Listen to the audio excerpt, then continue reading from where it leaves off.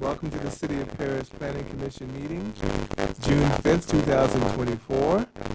I hope it's cool out there because it's definitely hot outside.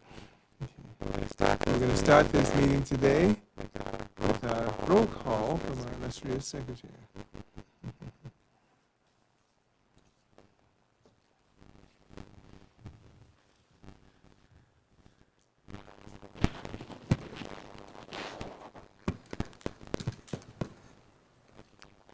Commissioner Lopez? Commissioner Jimenez? Here. Commissioner Gomez?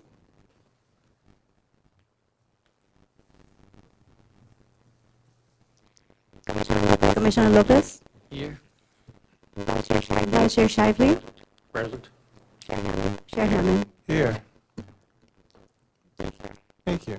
At this time, we'll have the Pledge of Allegiance by Commissioner Jimenez.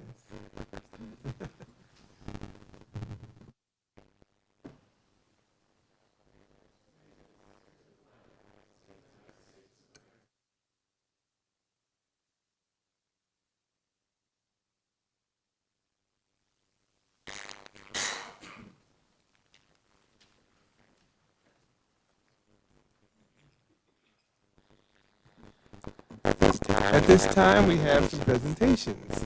And one from the League of California Cities presentation. I'll let our planning director introduce the person. Thank you, Mr. Chair. I'd like to introduce Jesse Ramirez from the League of California Cities, who's got a presentation for us tonight. Thank you very much, and we appreciate you coming to us. Absolutely. Thank you, Planning Commission and staff, for having me today. My name is Jesse Ramirez. I'm with the California League of Cities. I'm a division manager for the league since October. So I'm approaching my first year pretty quickly and been learning along the way. I'm doing well. We've been having great conversations with the author on this bill. What this bill does is it requires local agencies to disclose sales tax rebates with retailers within the city to the CDTFA. The CDTFA would then impose fines if the city is not cooperating and such. Currently, we are on a support if amended. We want to understand better what the fine structure would be for cities with the CDTFA, and so that's kind of where we're at right now. We're not fully supported, but if they include our amendments, we're definitely willing to work with them. They are meeting with Assemblymember Irwin next week, and so we'll be sending out an update on our next one. The next bill that I wanted to discuss with you all is a bill that has to do with HCD, AB 3093, which is a ward and land use bill. And basically what this would do is it would require local governments to account for the housing needs of people experiencing acute low income and extremely low income in their housing element update. I know this doesn't, I don't think, pertain to the city of Paris, but for a lot of our cities it does. And what we think is that it's kind of moving the goalposts for cities that are already entering that seventh cycle. And so currently we're opposed unless amended on this bill. One last bill, and I'll stop boring you guys, is AB 1886. This is an housing element law which requires builder's remedy if cities who have not gotten their housing element certified. Builder's remedy kicks in, which means basically any developer can build in any zoning that they would like. And so we are opposing this bill. A part of our goal here at Cal Cities is to help preserve that control for the local government. And again, that's the reason that we're opposing this. With that, we do have a couple events coming up July 8th. We have two. We have a Zoom that's in the early morning, which is going to go through all of the legislative updates that I've just discussed and that you'll be receiving in your packet. And then July 8th, we have a division meeting, which is a collection of Cal cities throughout the Riverside County area, and that will be held in the city of Banning. And so I will make sure to invite all of you, send you the link and the flyer for all of that. But other than that, again, I'm looking forward to working more with my planning commissioners this year. I did attend the planning commissioner conference that Cal Cities hosts. And so having conversations with my planning commissioners, I want to get you guys more involved in the decision-making process through Cal Cities. And so I look forward to working with you all. Yeah, I'm sure we're going to have some questions. And first I want to say I thank you, and I thank our director for inviting you. I appreciate it. Yes, And I was at the thank you. league conference, and I saw your name, and I said, "Whoa, Riverside," because yeah. So I really appreciate you coming down and doing this, and hopefully we'll keep in contact. Sure. You should know our city attorney too, because there's some city attorney issues. I think you will. If not, you will know. One question I would like to have, if you can briefly go over SB 9. That seems to be a major issue. Obviously, the housing thing with planning commissioners and with city councils, you have your RENA standards, RENA numbers, and we're kind of not all over the place here. Yeah, And- SB 9 is a bill that obviously our group worked on before I got here. But what I can do is send you a list of activities that we've done over the last 2 years. I believe Cal Cities, on behalf of cities, submitted an amicus brief to the state. And so there's a variety of both legal and policy objectives that we've tried over the last few years. And I can kind of send you that along with the latest ruling, I believe, that just happened recently. So I can do more research and get back to you, sir. But as for right now, that's kind of what I know. I know they've done a good job of, trying to oppose it, and unfortunately, it was not the case. So One of the things too, I think one of the reasons I called for you, and then we can get to know you, and especially the staff, and it's to them and that relationship. Kenneth is our great, was planning director. But one of the things too is that regionally we have issues that are not always something that Orange County has. I'm from LA, work for the city of LA, totally different issues here. Issues with, we have industrial warehouses, we have all kinds of transportation, freeway needs, corridors, the WR card. All these issues are coming in this area, and the heavy-duty populations are coming out here. So as planning commissioners, when I founded the meeting, it was like we're just all over the place. Different regions have different issues, but specifically Riverside County has issues. yeah, that's And- correct. I will say this, that I obviously learned that in speaking with several of my planning commissioners at that conference. One update I can give you is that I have, again, kind of the new guy, had to ask for permission before I overstep my boundaries there, but they did give me a permission and a budget to host a planning commissioners conference for our region, which would include San Bernardino County planning commissioners as well. So I'm hoping to release details on that sometime in the near future, but yeah, we're working on 2025 for that. I appreciate For that exact reason, by the way. Exactly what I think. Do you guys have any questions? Okay. No, I appreciate it, and we're looking forward to the information, and we will read it. All right, thank you. Thank you very much. Okay, thank you. And thank you, Patricia. Okay. Now our famous, the code enforcement people, I think they're here, right? I'd like to introduce Robert Trejo, Code Enforcement Yeah. Manager, for the presentation. Yeah, we promise to be semi-nice to you. Thank you, sir. Thank you, Patricia. Good afternoon, Commissioners. It's a pleasure to be here in front of you. It's been a while, but I want to take a few minutes of your time just to give you a brief, overall cursory review, if you will, of what our Code Enforcement Division has been doing within the last 12 months. As we all know, code enforcement is responsible for the enforcement of local, county, states, laws, and the City of Paris Municipal Code, of course.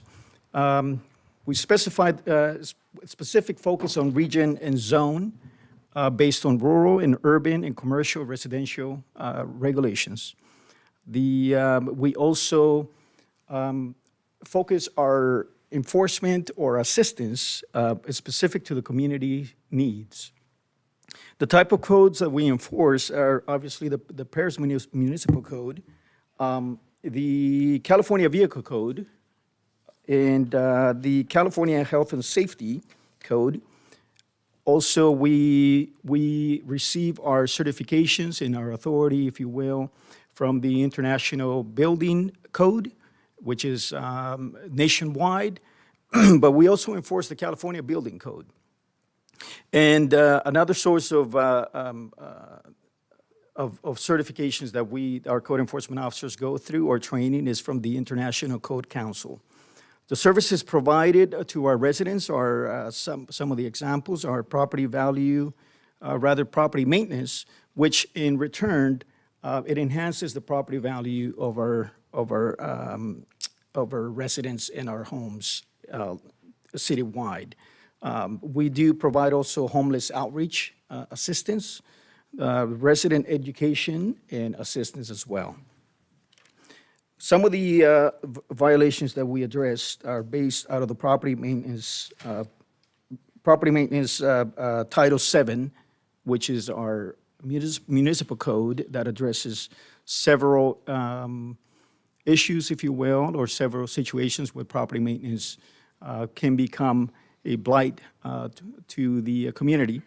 And but in doing so, we also enhance or preserve the property value citywide.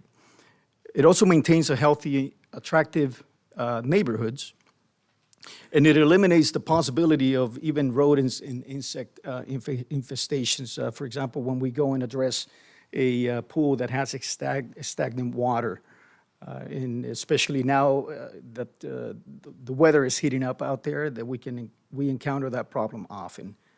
Another area that we also assist our residents with is parking enforcement. That helps the enforcement of these California Vehicle Code rules or regulations. It enhances or maintains the order among vehicles within the city. It protects the city utilities and properties as well. It allows for regular cleaning of the streets with the street sweeping ordinance regulations, and reduces, my PowerPoint presentation jumped. Give me 1 second here. Oops. I am sorry. Here we go. The cursor started moving on its own. I think this is where I left off. And reduces abandoned vehicles, which prior to 2017, which is when our division was implemented, we did have a large amount of vehicles throughout the city that were abandoned for many reasons. And so slowly but surely, over the last 7 years, our staff members have been addressing a large volume of these vehicles, and we have been able to make a significant impact citywide. And you probably noticed that there's less and less abandoned vehicles out on the road. Like I mentioned before, we also assist our sheriff's department in our homeless outreach team, which is our CityNet team. And by doing so, we provide services and resources to our homeless community. And as we all know, that's a very large and wide problem, a situation that we're going through statewide, if not nationwide, and obviously it affects our local community as well. By doing this, it reduces blight in locations for criminal activity as well. And it also ensures the property values are not diminishing or being reduced, and the areas are not being stigmatized. Cannabis enforcement is another area that our code enforcement officers also focus in. And the benefits of this is that it decreases black market products and sales. Our city has a program established already that our cannabis regulations, if you will, or a cannabis market can come in and obtain permits and approval through the planning division, and it is our responsibility to make sure that everyone is adhering to those rules and regulations. It also reduces the overuse and theft of water. When we have identified in the past that there's illegal cannabis activities in residential areas, usually our water company is the one that may give us a hint or a tip that they can observe an increase in water in certain areas, and based on that report, that's how we can initiate an investigation and essentially get to the bottom of if that is the use that is coming out of the residential property, then we'll take some type of enforcement action to seize that operation. The cannabis enforcement also keeps residential neighborhoods safe from criminal activity and reduces harmful chemicals exposures to the environment as well. Graffiti abatement it's another big portion of what we do. I think we've all seen it on a daily basis. You know, some areas are very well known for being victimized and being tagged with graffiti. And it's important that we go and address this problem right away, so that we kind of like that broken window theory, right? If the graffiti stays there for a long period of time, the tendency is to attract additional graffiti and defecation to that, not defecation, it's depreciation, I'm sorry, to that property, and it attracts the criminal element as well. And it helps to maintain, by doing this enforcement, property values in safe neighborhoods as well. Prohibited signage, we see this on a daily basis. Companies come in and they flood our cities with different advertisements, different signs. Our staff members go on a daily basis and they remove the signs from our utility posts, our streets, fences, and this allows a reduction of blight and littering and enhances city appearance. Removes traffic obstructions as well, because some of these signs can be very large and they cause an imminent danger to our traffic. And it eliminates the possible scam and fraudulent advertisement as well. Unlicensed vendors, it's another wide area of our enforcement. We do have a program in place that our vendors can come in and apply for a permit, going through the process with our planning department, building department, and essentially our code enforcement division.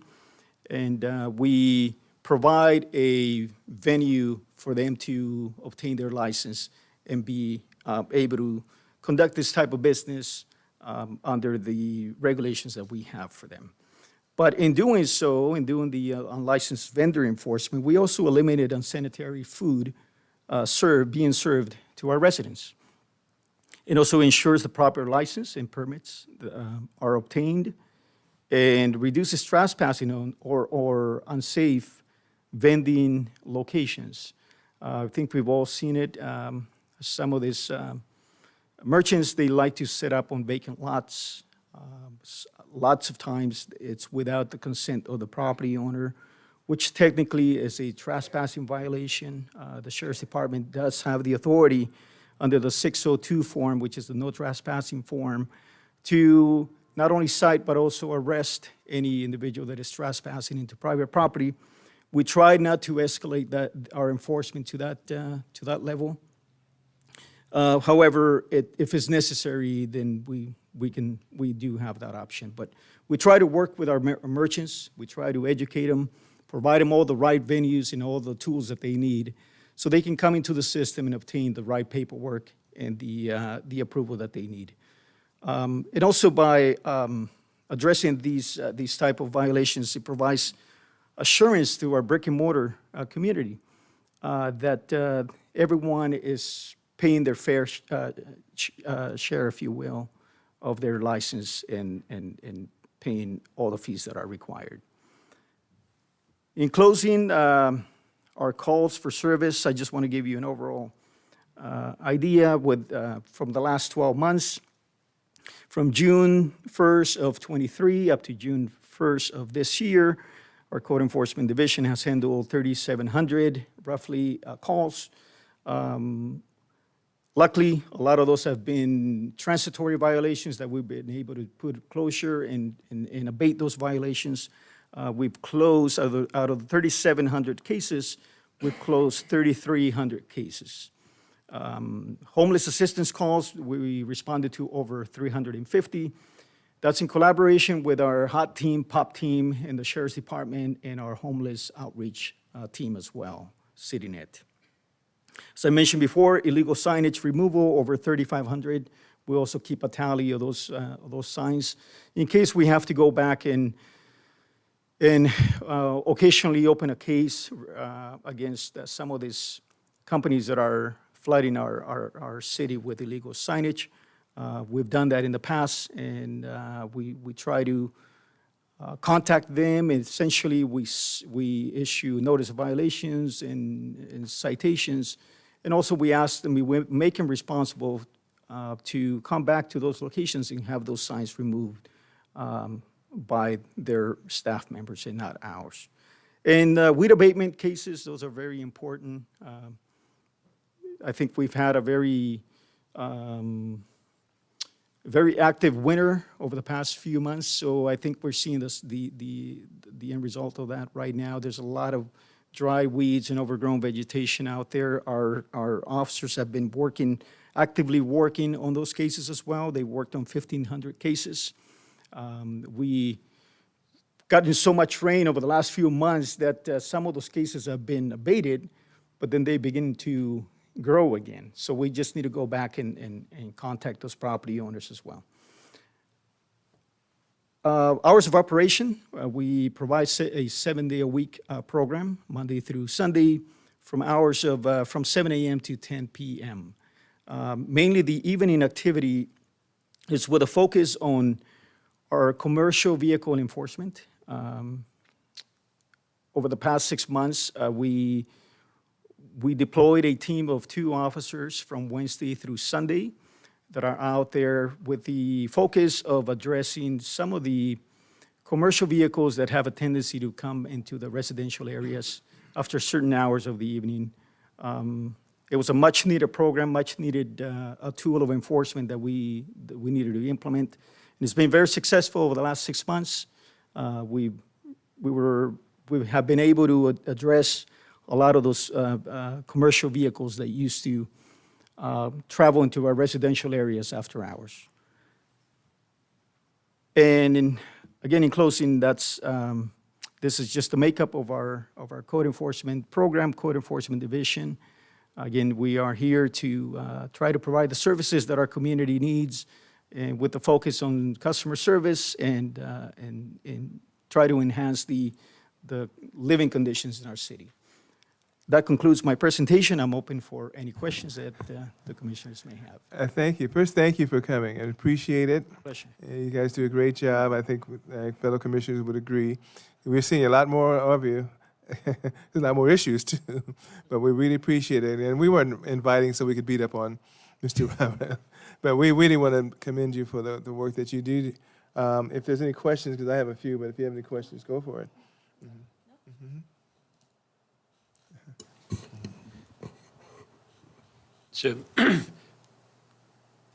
So for the street vendors, what information do they require to have when you approach them? The process starts at the county level, so they need to have clearance from the county health department. Once they have that clearance, they come into our program and they apply for our license. They also have to submit the location that they intend to be vending from. Based on that suggestion, then our staff goes out there and verifies the location to make sure that those locations are complying with pedestrian right-of-way and it's not blocking any type of access. So basically, everything starts with the clearance from the county health department. And then they got to get permission from the owner as well. Is there a documentation that they need to provide when getting a business license from City of Paris? Yes, sir, absolutely. They have to provide written documentation, consent from that property owner, that they do have the permission to be on that location. And is there a verification process with that documentation? Yes, there is. Our building department, they contact the business owner, or rather the property owner, and verify that that consent is a truthful consent and legal consent. Thank you. You're welcome. Okay, I just have a few. One, and the public watches this, so it's not just for our benefit, but I have like 3 different things. Just real briefly, the process. We have I'm not going to mention the name, commercial developments on certain streets in the city. Weeds go unabated, the facility looks kind of crumbly, things of that nature. And if you were the guys for deciding what is the process that you do, I think you kind of mentioned it would start with a letter, or how would you do the notification, pictures, documentation? Just briefly go through that process for us. Absolutely, sir. That's a very good question. So our enforcement process starts with a notice of violation. Okay. That is our first step. When we identify a violation, we reach out to the property owner, business owner, and we issue a notice of violation with ample time to give him the opportunity to rectify whatever the activity is. We provide him options and any other program that may be available to assist them.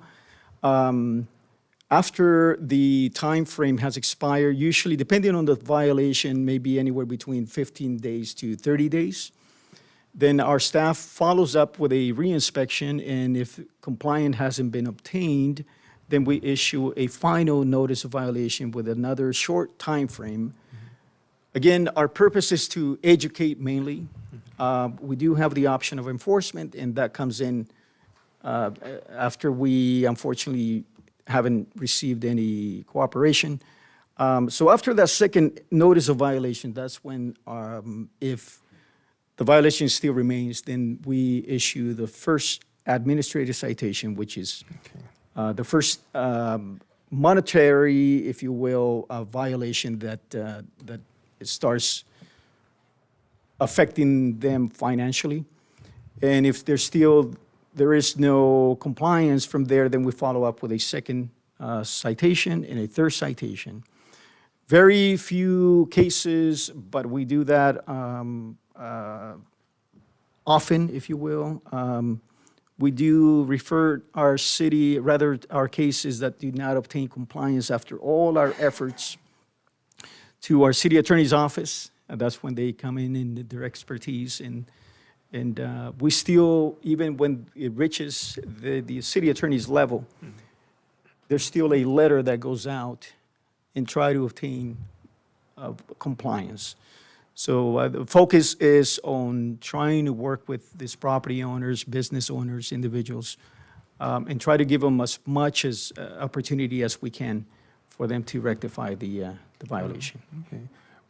And one reason it's relevant to us, we have conditions of approval, and they remove graffiti and things of that nature in a certain period of time, and sometimes they do, sometimes they don't. And so it is directly related to us in that sense. We have no enforcement power on our end, unless it's a CUP, and something like that, and if some kind of liquor license or something of that nature, then it comes back to us. But in terms of enforcement, we're kind of, we say this is what you need to do, and I don't think planning is really an enforcement business. So that's one reason they want the process, and it's an education process to get them to do it right. But we just want to know the process so everyone knows it up here. So when we call, it's not just it's going to deaf ears, but we see a lot of graffiti as commissioners. We see a lot of stuff on businesses, and then sometimes they take their time. But it seems like we're bothering you guys, and we actually do believe we're bothering you. But it's for a purpose, because we're looking out for the citizenry, and we see things, and we're residents like anyone else. The other one, too, two other ones, I'll let you go.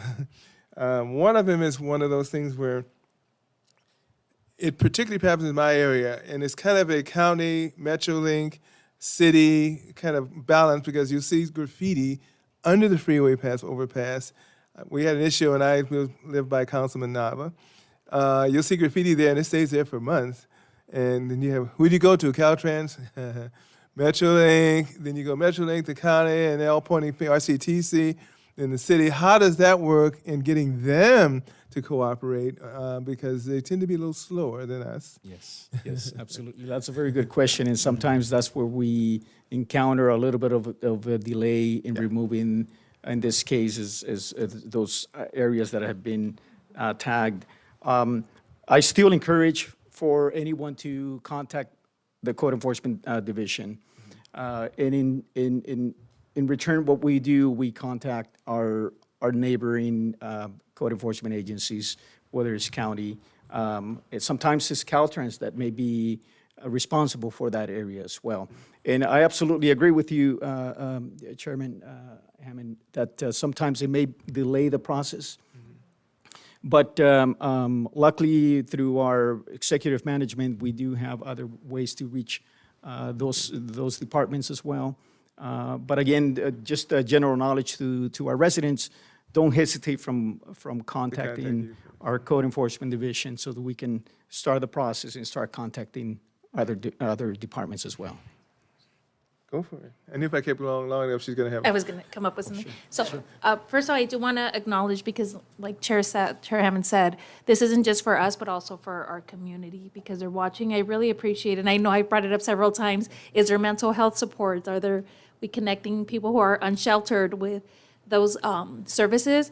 And you touched on it briefly. I just want to highlight that we do, when you come out with code enforcement and you're going into an unsheltered area where there's a lot of population that are unsheltered, you do bring those supports with them and try to connect them with that. And also, if there is a case with hoarding tendencies, you also support that way. So I wanted to highlight that.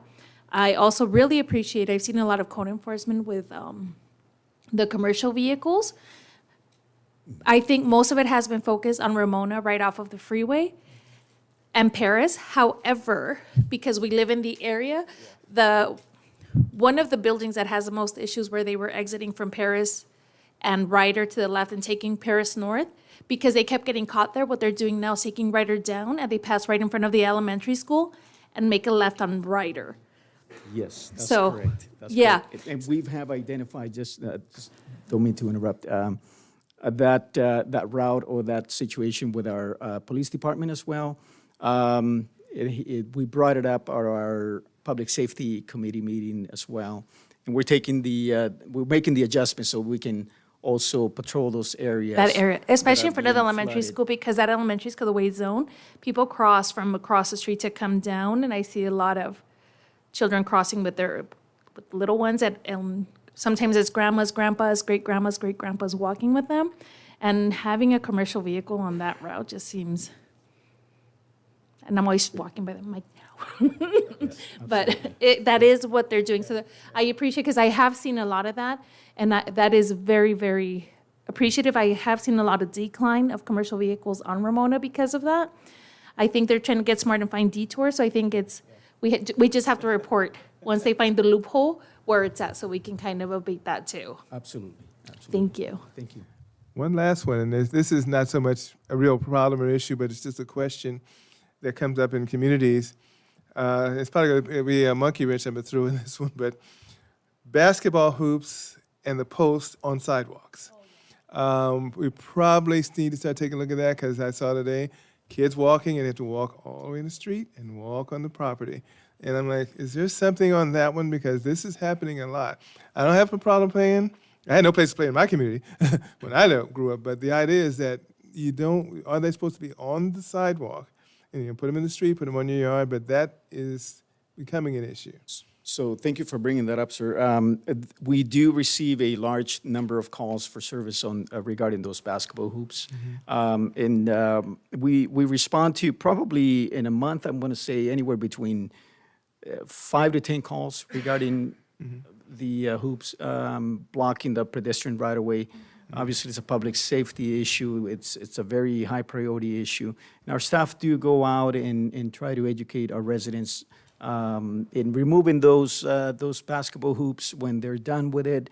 We're trying to find a happy medium for everyone, obviously for the kids, for our children, so they can have the venue to be active, physically active, but at the same time respecting the boundaries that we have within our regulations as well. Yes. On that note, what is the policy for students? We have, in my community, we have a group of children who, they're young, very young, and they're playing in the middle of the street. So I don't know what the policy is for that. I love that they're outside and playing, but I don't think the middle of the street is the safest place for them. I've had to stop my car, and then they sit there and stare at you like you're in their way. You're messing up their game. But it is, I'm more worried about their safety. I don't mind waiting for them to finish whatever game they were in. But I think the safety of them, especially once it starts to get darker, they still stay out later or out super early. Is there anything we can do in those cases? Yes, so the answer to that is yes, absolutely. What we do when we receive those type of calls for service, we send a staff member to try to make contact with an adult or someone that may be closer to age to be responsible for that activity, absolutely, it's a hazard to them, not only to the children that are playing, but also to the vehicles as well, right? So the answer to that, the technical, the black and white, or the spirit of the law, the letter of the law rather, is that they cannot be conducting those type of activities out on the street. Okay. Yes. Now, the spirit of the law, then we go out and educate and try to just ask him to remove those. And at times, we have to escalate the efforts to an enforcement capacity. So we've issued citations in some of those cases as well. Okay, so I've never known who to call because I didn't think it was a law enforcement call, so I just kind of sit there and hope that they stop. And my favorite is when they bring down the slow sign and the parents out there yelling at the people driving on the street. Yeah, and I'm like, where should I drive? No, So- absolutely. Please feel free to Code call our enforcement. division, and Okay, we can, perfect. dispatch someone out there. Okay, thank you. Good, good. You got one? So- See, I got him going now, see? Oh, that's a, Well, okay. If any member of the public wishes to do a ride-along with any of your officers, is that a possibility? Sir, can you repeat that? If any of the members of the public for City of Paris would like to do a ride-along with any of your officers, is that a possibility? Yes, yeah, it is possible. We do have a ride-along program that we offer to our residents. In the last year, I believe we've had a couple of folks called in and request that. So that's definitely possible, yes. Oh, I hadn't thought of that one. Appreciate it. I'm going to leave you with this one, and this is something that a location, I think, and this is what happens with new developments coming in, and they tend to overlook this. Metro between A Street and DeLines. There's a new Rockview Heights, or that area they're building houses. Up against the fence is trash and everything else, weeds, all of it, and it's all along just in the front of the fence. For some reason, the developer does not manage to clear that off, and the street. So it's Metro between A Street and DeLines. And you go over and you go, oh my gosh, what is this guy doing? They don't do anything. They just open the gate, go and take their trucks in, come out. That comes to us now. So we may want to take a look at that one real quickly. And I wouldn't say anything, it wasn't so bad. Because people are just throwing stuff now. Oh, no one else picks it up, so they just throw it out. You know what happens? There comes a chain effect. Absolutely, Yeah. absolutely. So anyway, I appreciate it. If there's nothing else, I thank you for your time. Keep up the good work. Thanks, sir. And we won't be bothering you, but we'll be letting you know For the bother. that things are Yeah, going thank you. on. Thank you so Thank much. you very much. Oh, no, okay. We'll just stop it there. Yeah, that's it. Nothing else. I can't think of anything else. Thank you very much. Okay. We move on to item 5A, the Planning Commission minutes for May 15, 2024. Were there any corrections, deletions, additions? No, none for me. And that's all. Okay. We move to public comment for the consent calendar. Is any public comment on the consent calendar? Usually isn't, but seeing none, we close the public comment and we bring it to the vote on consent calendar, item A.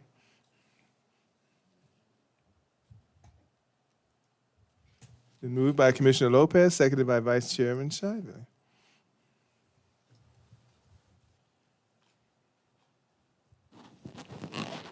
Commissioner Jimenez, Yes. Commissioner Gomez is absent. Commissioner Lopez, Yes. and Vice Chair Shively, Yes. Chair Hammond. Yes.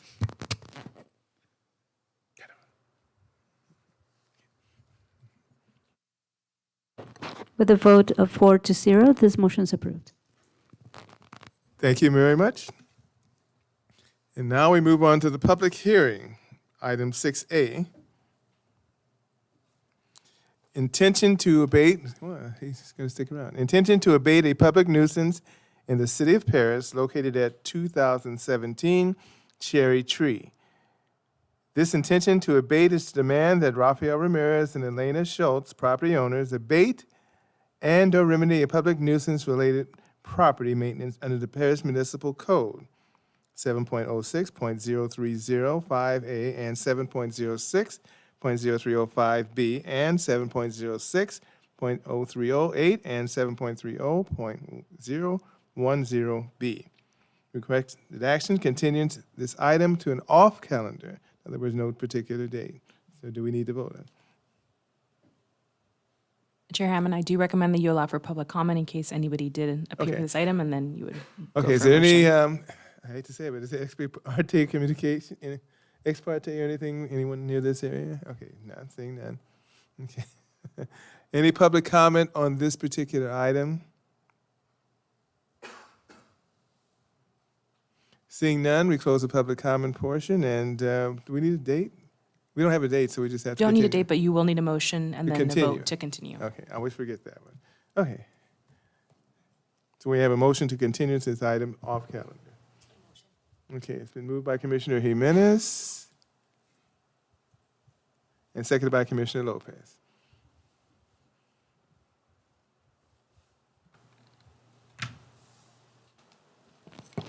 Commissioner Jimenez? Yes? Commissioner Gomez is absent. Commissioner Lopez? Yes. Vice Chair Shively? Yes. Chair Hammond? Yes.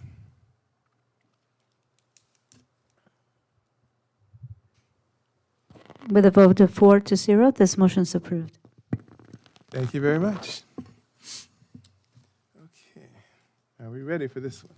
Okay. Item 6B. Now bear with me because I have to read this for the record. So have mercy. Okay. Item 6B, vesting parcel map 23-05059, VPM 38814. Conditional use permit 23-05047, 23-05208, 23-05210, and development plan review 23-00013 and 23-00014. A proposal to consider the following entitlements to facilitate the construction of the Case Road mixed-use project, consisting of an industrial warehouse building, a commercial retail shopping center, a self-storage RV parking facility, and a hotel on 44.9 acres located north of Ethan Act Road, south of Watson Road, between Green Valley Parkway and Case Road. 1, the vesting parcel map to subdivide 2 parcels into 7 parcels, totaling 44.9 acres. 2, CUP for the review of site plan and building elevations for a 498,000 square foot industrial building on 23.7 acres. Number 3, CUP for the review of site plan and building elevations for a 116,000 square foot self-storage and outdoor RV parking facility on 9.6 acres. Number 4, a CUP to allow 2 2,300 square foot drive-through restaurants on 1.82 acres. Number 5, DPR for the review of the site plan and building elevations for a 21,600 square foot commercial retail shopping center on 2.8 acres. And 6, development plan review for the review of site plan and building elevations for a 4-story hotel on a 3.8 acres. Applicant Derek Barber, Richland Real Estate Fund. Requested action. Adopt Resolution 24-05, adopting the 4th addendum to the final environmental impact report of the Green Valley Specific Plan, and approve vesting parcel map 23-05059, 38814, conditional use permits 23-05047, 23-00014, I'm sorry, 23-05208, 23-05210, and development plan reviews 23-00013 and 23-00014 to facilitate the construction of the Case Road mixed-use project consisting of an industrial warehouse building, commercial shopping center, self-storage RV parking facility, and hotel on 44.9 acres based on the findings and the conditions of approval. Is there any ex parte communication or site visits report? I do visit the site. I frequent the site and around the site on several occasions. I also frequent the site. Yes, I visited the site and physically walked over parts of that site. Okay. And we have Mr. Nathan Perez. Good evening, Mr. Chairman and members of the Planning Commission. The project before you is entitled the Case Road Mixed-Use Project.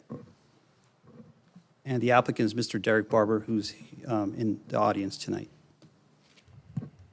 So the project includes the following case numbers, as mentioned by the chairman.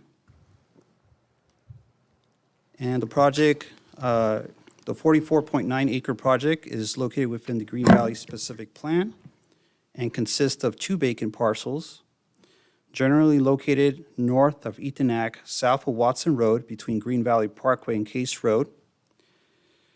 Some of the surrounding land uses to the north is the EMWD sewer and water treatment plant. To the west is vacant and approved for multifamily residential, which is part of the Raintree development. South is vacant, and to the east is the commercial shopping center. And currently, I would like to point out that Watson Road and also the easterly segment of Green Valley Parkway from Murrieta all the way down to Etenac Road is currently unimproved as depicted by the slide. The project site consists of 2 zoning designations within the specific plan.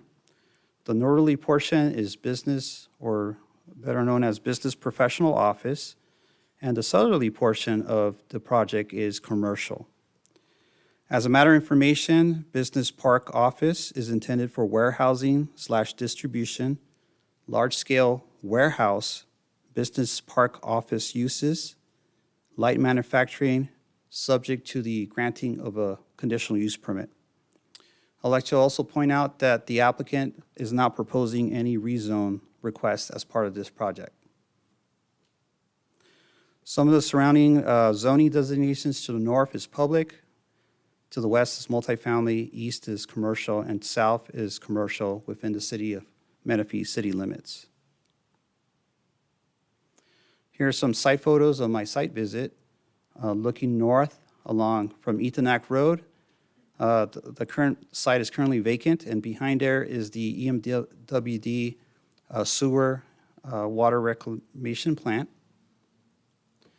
Here's looking west, and here's looking south along Watson Road. Here's the overall site plan consisting of 7 components. As Chairman Hammond mentioned, there's a CUP for an industrial building, a CUP for outdoor storage and RV parking facility, a DPR for a 4-story hotel, a DPR for a 21,600 square foot commercial retail, and a CUP for 2 drive-through restaurants. And also, the applicant's proposing a vesting parcel map to subdivide 2 acres into 7 parcels. Overall, I'll give the next couple slides, I'll break down each component and provide more information for each portion of the project. So some background information: on May 16, 2023, staff conducted an ad hoc committee for this project. And these were some of my notes that I wrote down. The ad hoc committee expressed for the project to provide reciprocal access with the existing Paris Crossing Shopping Center to the east. 2, that the shopping center does not need to have the same architectural style as the Paris Crossing Shopping Center. And 3, to ensure that the warehouse component is buffered from future entitled multifamily that's being proposed west of the project site along Watson Road. And the applicant has revised the project, and these are some of the changes that the applicant has provided. The applicant provided proof that there is a reciprocal access to the Paris Crossing Shopping Center that's already provided as a recorded document. Number 2, the commercial buildings have been designed in a modern commercial architectural theme, which I'll show the commission in the next couple slides. And the industrial building is pretty much creating that buffer for the future multifamily located to the west. They're providing a 6-foot-high wall at the westerly property line, a 100-foot landscape setback with mature 36-inch box trees, a 14-foot-high screen wall around the truck parking loading area, 198-foot building setback from the westerly property line. The applicant has also reoriented the truck parking area towards Watson Road, right in front of the EMWD sewer treatment plant, with a truck driveway configured to direct traffic to Case Road. And the applicant has revised the site plan to provide a 317-foot setback from the nearest truck door to the westerly property line. So that's some of the background information. So let's start off with the industrial component, which is found in parcel 7. The project proposes to develop a 498,000 square foot industrial building on 23.77 acres. The project includes 59 loading dock doors and 183 trailer spaces proposed along the northerly part of the building. And as depicted, a 14-foot-high decorative screen wall will screen the loading dock and truck trailer courtyard from Watson Road to the north, and also from the future residential neighborhood to the west. A total of 183 parking spaces are proposed for employees and visitors, which are located on the south and also west sides of the building, and also 2 outdoor break areas consisting of covered seating areas are located on the southwest and northwest sides of the building. The industrial component includes 183,000 square feet of landscaping, which pretty much equates roughly around 17.6% of the site. Access to passenger vehicles is provided by the 2 southerly driveways through the Paris Spectrum Shopping Center to Case Road, which are depicted on the bottom arrows. Please also note that reciprocal access will also be provided. Also, the truck access is provided along Watson Road to the north, which is designed with a reverse return. And this is pretty much a blow-up of that reverse return, which will allow queuing for trucks up to six trucks at a time, to pretty much prevent trucks from being along Watson Road. Also, a buffer to this industrial use. The project, as mentioned earlier, proposes a 104-foot landscape buffer along the westerly property line. And this is pretty much the landscape buffer that the applicant, based on the ad hoc comments, has provided. Here's another landscape buffer zone, or another perspective of the landscape buffer, which also includes 36-inch box trees and also heavy landscaping to pretty much conceal the industrial building from the future multifamily residential. Now, the truck route. Here's the exhibit for the truck route. Trucks are anticipated to access the I-215 freeway to Bonnie Drive interchange by exiting the project site via Watson Road, heading east to Case Road, and from Case Road, heading north to the I-215 freeway. And as you can see there, it's shown the truck route that leads up to the freeway interchange. Here are the industrial elevations, which proposes articulation and also 3 different types of building materials, and also 2 types of decorative tile veneer throughout the whole building on all 4 sides. Here's a perspective elevation of the industrial building, and another perspective, pretty much just showing it north behind the auto zone of the Paris Crossing Shopping Center.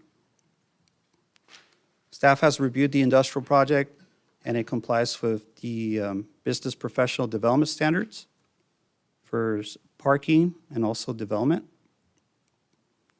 And then here's the second component, which is a self-storage and outdoor RV parking facility, which is in parcels 5 and 6, totaling 8.89 acres. The self-storage facility consists of 3 buildings totaling 116,000 square feet. Building A, which is shown on the slide, consists of 38,000 square feet. Building B, 63,000 square feet. Building C, 14,600 square feet. There's a total of 60 parking spaces, towards the front. And the applicant proposes 16.5% landscaping. As shown on the slide, there's a point of access for right-in, right-out driveway. And there's also internal access to the commercial development to the south. A 6-foot high high wall with a 22-foot landscape buffer along the northerly property line where pretty much will be provided for this development. Here are the building elevations.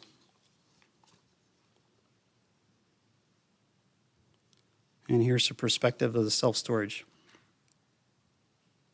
City staff has reviewed the business professional development standards, or the RV, and self-storage facility, and it complies with the development standards and also the parking standards.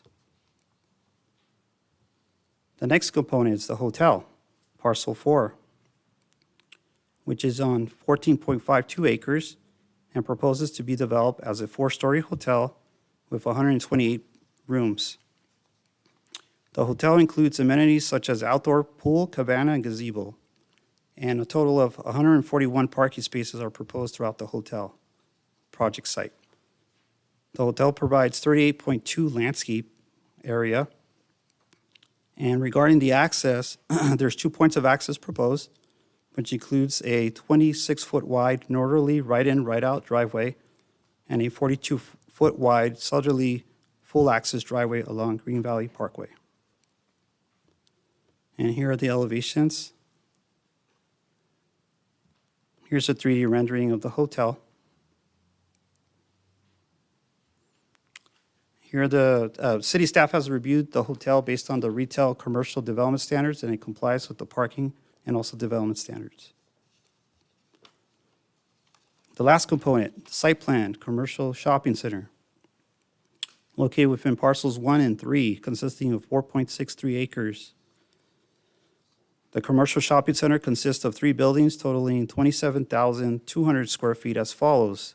Building E, 21,600 square feet. Building F and G, which are drive-throughs, are both 2,800 square feet. There's a total of 196 parking spaces distributed throughout the whole shopping center, and the applicant's proposing 27.5% percentage of landscaping throughout the site. The shopping center will include outdoor amenities such as shaded patio seating area, water feature, and landscape planters. A 30-foot wide right-in, right-out driveway is provided along Green Valley Parkway, as depicted in the yellow arrows, and a secondary access is provided to the Crossings Shopping Center to the east. And these are some of the typical commercial shopping elevations. Here are the elevations for the drive-throughs. Here's a perspective of the shopping center. And city staff has reviewed the commercial shopping center, and it complies with the retail development standards and also the parking standards. Okay, as part of the project, the following community benefits are proposed by the applicant. Construction of either commercial building E, F, G, or the hotel with basins located on lots C and D, concurrently with the proposed industrial warehouse building and the street frontage improvements along Green Valley Parkway for the entire commercial lane. The second benefit, certificate of occupancy of at least one tenant in a commercial building or hotel with occupancy of the industrial building, with an option to include a $400,000 deposited into an escrow account prior to the building permit issuance that will not be refundable if the developer wishes to secure occupancy of the industrial building without a C of O for the commercial tenant. The deposit will be refundable if C of O of a commercial tenant can be secured concurrently or prior to occupancy of the industrial building. This funding can be utilized as additional funding for the Etenac Bridge project at the San Jacinto River or as determined by the city. If the developer is unable to obtain the C of O, a commercial tenant, before the C of O of the industrial building. And the last one is widening of Case Road from Watson's to Mapes Road from 2 lanes to 4 lanes at a community benefit of approximately $300,000 after deducting potential reimbursement, which is considered a community benefit as it is above and beyond the traffic study requirements. As part of this project, the project was analyzed with the fourth EIR addendum accordance to CEQA guidelines, and the EIR addendum concluded that the project would not result in any new or more significant impacts that were previously disclosed and analyzed in the final EIR of the Green Valley Specific Plan. Also, the project does not warrant the preparation of a subsequent or supplemental EIR because the project does not result in any new or more severe significant impacts than previously disclosed. So as part of the project, for clarity, planning is recommending a condition of approval. The condition is the project is subject to and will comply with the operation and reciprocal easement agreement dated December 9th, 2005, recorded as document number 2005-101-8435. That's basically the reciprocal access that was recorded for the Parish Crossing Shopping Center. Also, we received a couple of public agency comments. We received a total of 8 comments. 6 were in opposition to the warehouse component, not the entitled project, but just the warehouse component. One of them was supporting the project, and one public agency was seeking additional clarification, which is basically City of Menifee. None of these comments were received or raised any environmental concerns that have already been addressed in the addendum EIR prepared for this project. And we provided a copy to each commissioner concerning all the emails in opposition to the project and also the letters, which is before you. So, in conclusion, staff recommends that the Planning Commission adopt Resolution 2405, adopting the Fourth Amendment to the final Environmental Impact Report and approving vesting parcel map 38814, conditional use permits 23-05047, conditional use permit 23-05208, conditional use permit 23-05210, and development plan reviews 23-00013 and 23-00014 based on the findings and subject to the conditions of approval. And yes, this concludes my presentation. I'm here to answer any questions, and also the applicant, Mr. Derek Barber, and his team are here to answer any questions you might have for us. Thank you very much, Mr. Perez. I know you're going to stick around because we're going to have some. As we've changed our mode, we're going to ask the developer would have to make any presentation at this time, and then we will ask questions after both have made presentations. If the developer would like to make a presentation, please come forward now. And just state your full name and spell your last name for us. Derek Barber, Richland Communities, B-A-R-B-O-U-R. Nathan, wow, thank you. That was really a perfect job. A lot to say, and I'll hopefully keep this fairly short. But I did want to just kind of compliment staff first, and hopefully the couple of things I'm adding tonight will just reinforce all the findings and recommendations they've already made. And actually, I would also, is he still? Oh, code enforcement left. I did want to thank him too. We have to own a couple other properties within the city, and they are our best friends. They've been helping us with a lot of different issues on different properties, trespassing, boats getting dumped off, abandoned vehicles, and they've really been great working with us. So my compliments to them and the city. All right, so we've got a couple things to show off, and we'll get right into it. So just first, a little bit about Richland Communities. We've been in business for about 40 years. We're actually a pretty small company. We're a father and son business. We focus on master plan communities. We really enjoy kind of playing with properties like this and other properties. I'll kind of show you a couple. But we've been a longtime landowner in the city of Paris and in the Inland Empire. So this is something that we really enjoy. we work on residential, apartments, retail, commercial, industrial. We like schools, and we love parks and open space as well. So we really try to make sure we're building balanced communities. So within the south end of Paris, we've got a long-term kind of plan here. We got a long vision and a lot ahead of us. What you're seeing tonight is really possibly just the first step, and a couple times you unfortunately are going to see me up here. Some things have already been approved, some haven't been approved, but you can kind of see the property we're looking at tonight is the 46 acres kind of closest to the freeway.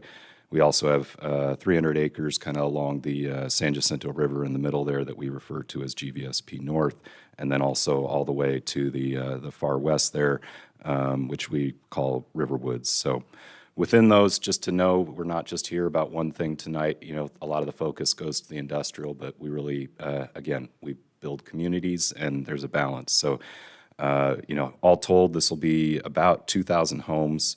You know, we build a school, a public park, and a whole lot of open space. So we've got a lot ahead of us, and, you know, this is really just kind of the start.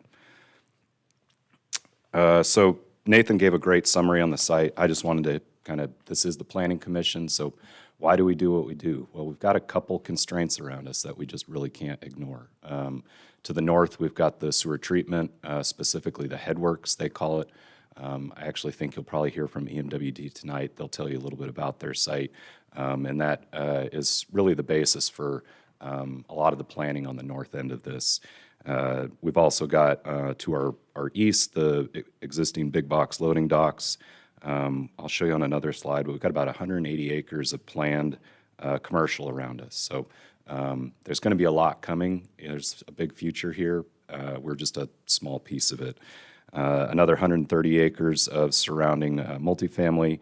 And then one other note that doesn't really get covered in the staff report, but we do have some existing covenants on tenants that were allowed to attract just when the Paris Crossing was originally developed and approved, just like that reciprocal use easement agreement that you saw. There's also a couple restrictions on tenants. So that limits a little bit of what we can do within the rest of the site.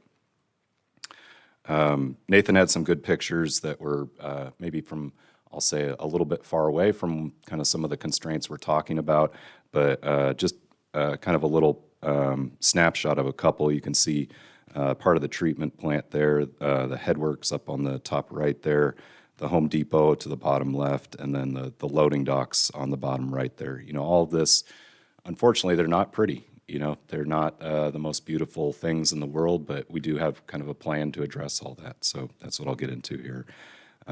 Another just kind of visual on the left there, this is where all the future commercial is coming. We got a great freeway intersection here, and there's plenty of land to allow for that future retail. So it will come. It's just a question of when, right?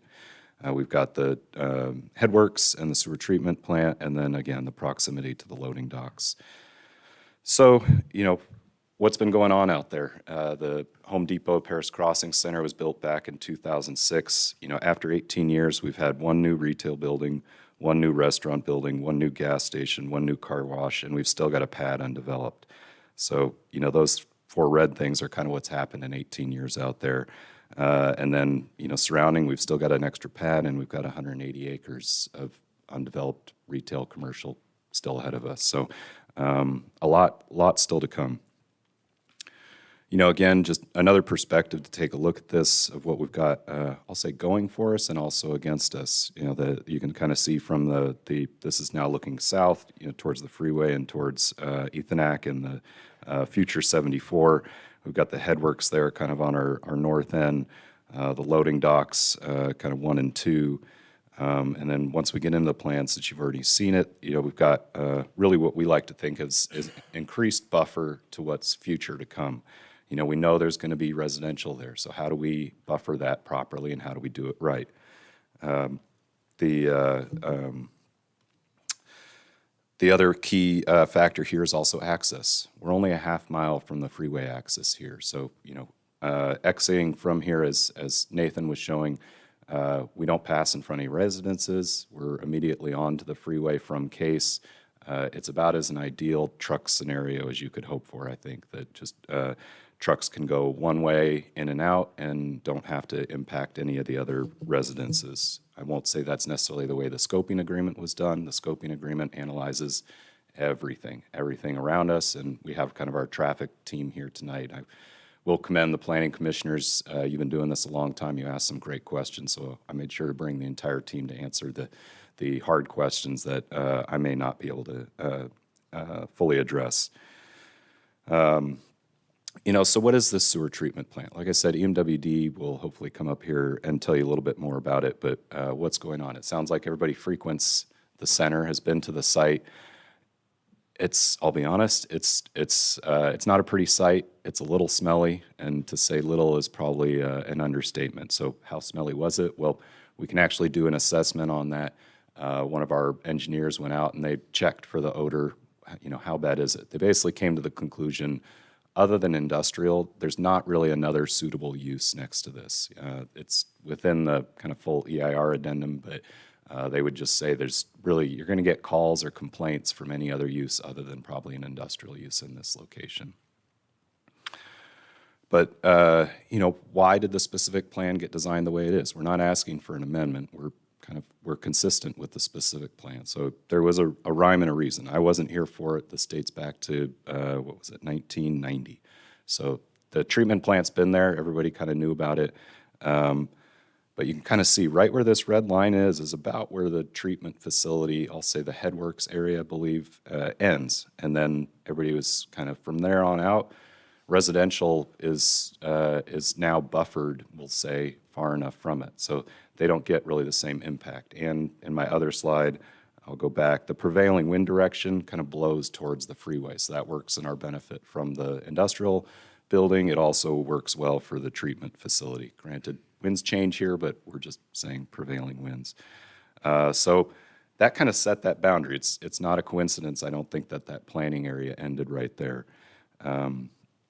As well, what came in, the retail shopping center. That went about as far as they wanted to go before they said that's enough. And that kind of left us a weird little shape to deal with here. But, where there is a challenge, there's an opportunity probably at the same time. So here's what we came up with. And, I think just my hat's off to our entire design team. We've got them here tonight too. So as you want to get into it, same with the retail, the industrial, we have experts on both those sides to kind of comment. I know there's been questions on vacancy, on future tenants. They're all here to address those comments. I won't get into it too much because you'll be bored of me by then. But again, hotel, retail, mini storage, industrial. I said we're a community developer. We don't discriminate. We like good planning. We think for the overall community, Green Valley specific plan, all this is a balance, and we think all of these things have a good opportunity and a future need that we're really excited about. Here's kind of, again, another little blow up, the Green Valley Parkway entry and an entry enlargement, and it's hard to see in your packets, but I'm going to just do this. These visuals are really killer these days that, you can come in and I can honestly picture myself there already. So, I mean, I'm going to be the first one, hopefully, to be standing in line to order something. We really believe in this whole center, and this is just the start of it.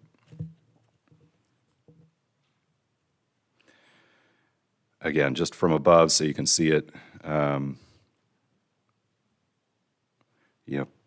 We kind of had some design thoughts on this, but then we had the ad hoc committee. We came and met with everybody. What do you guys like? Everybody had some input on it. Staff was great.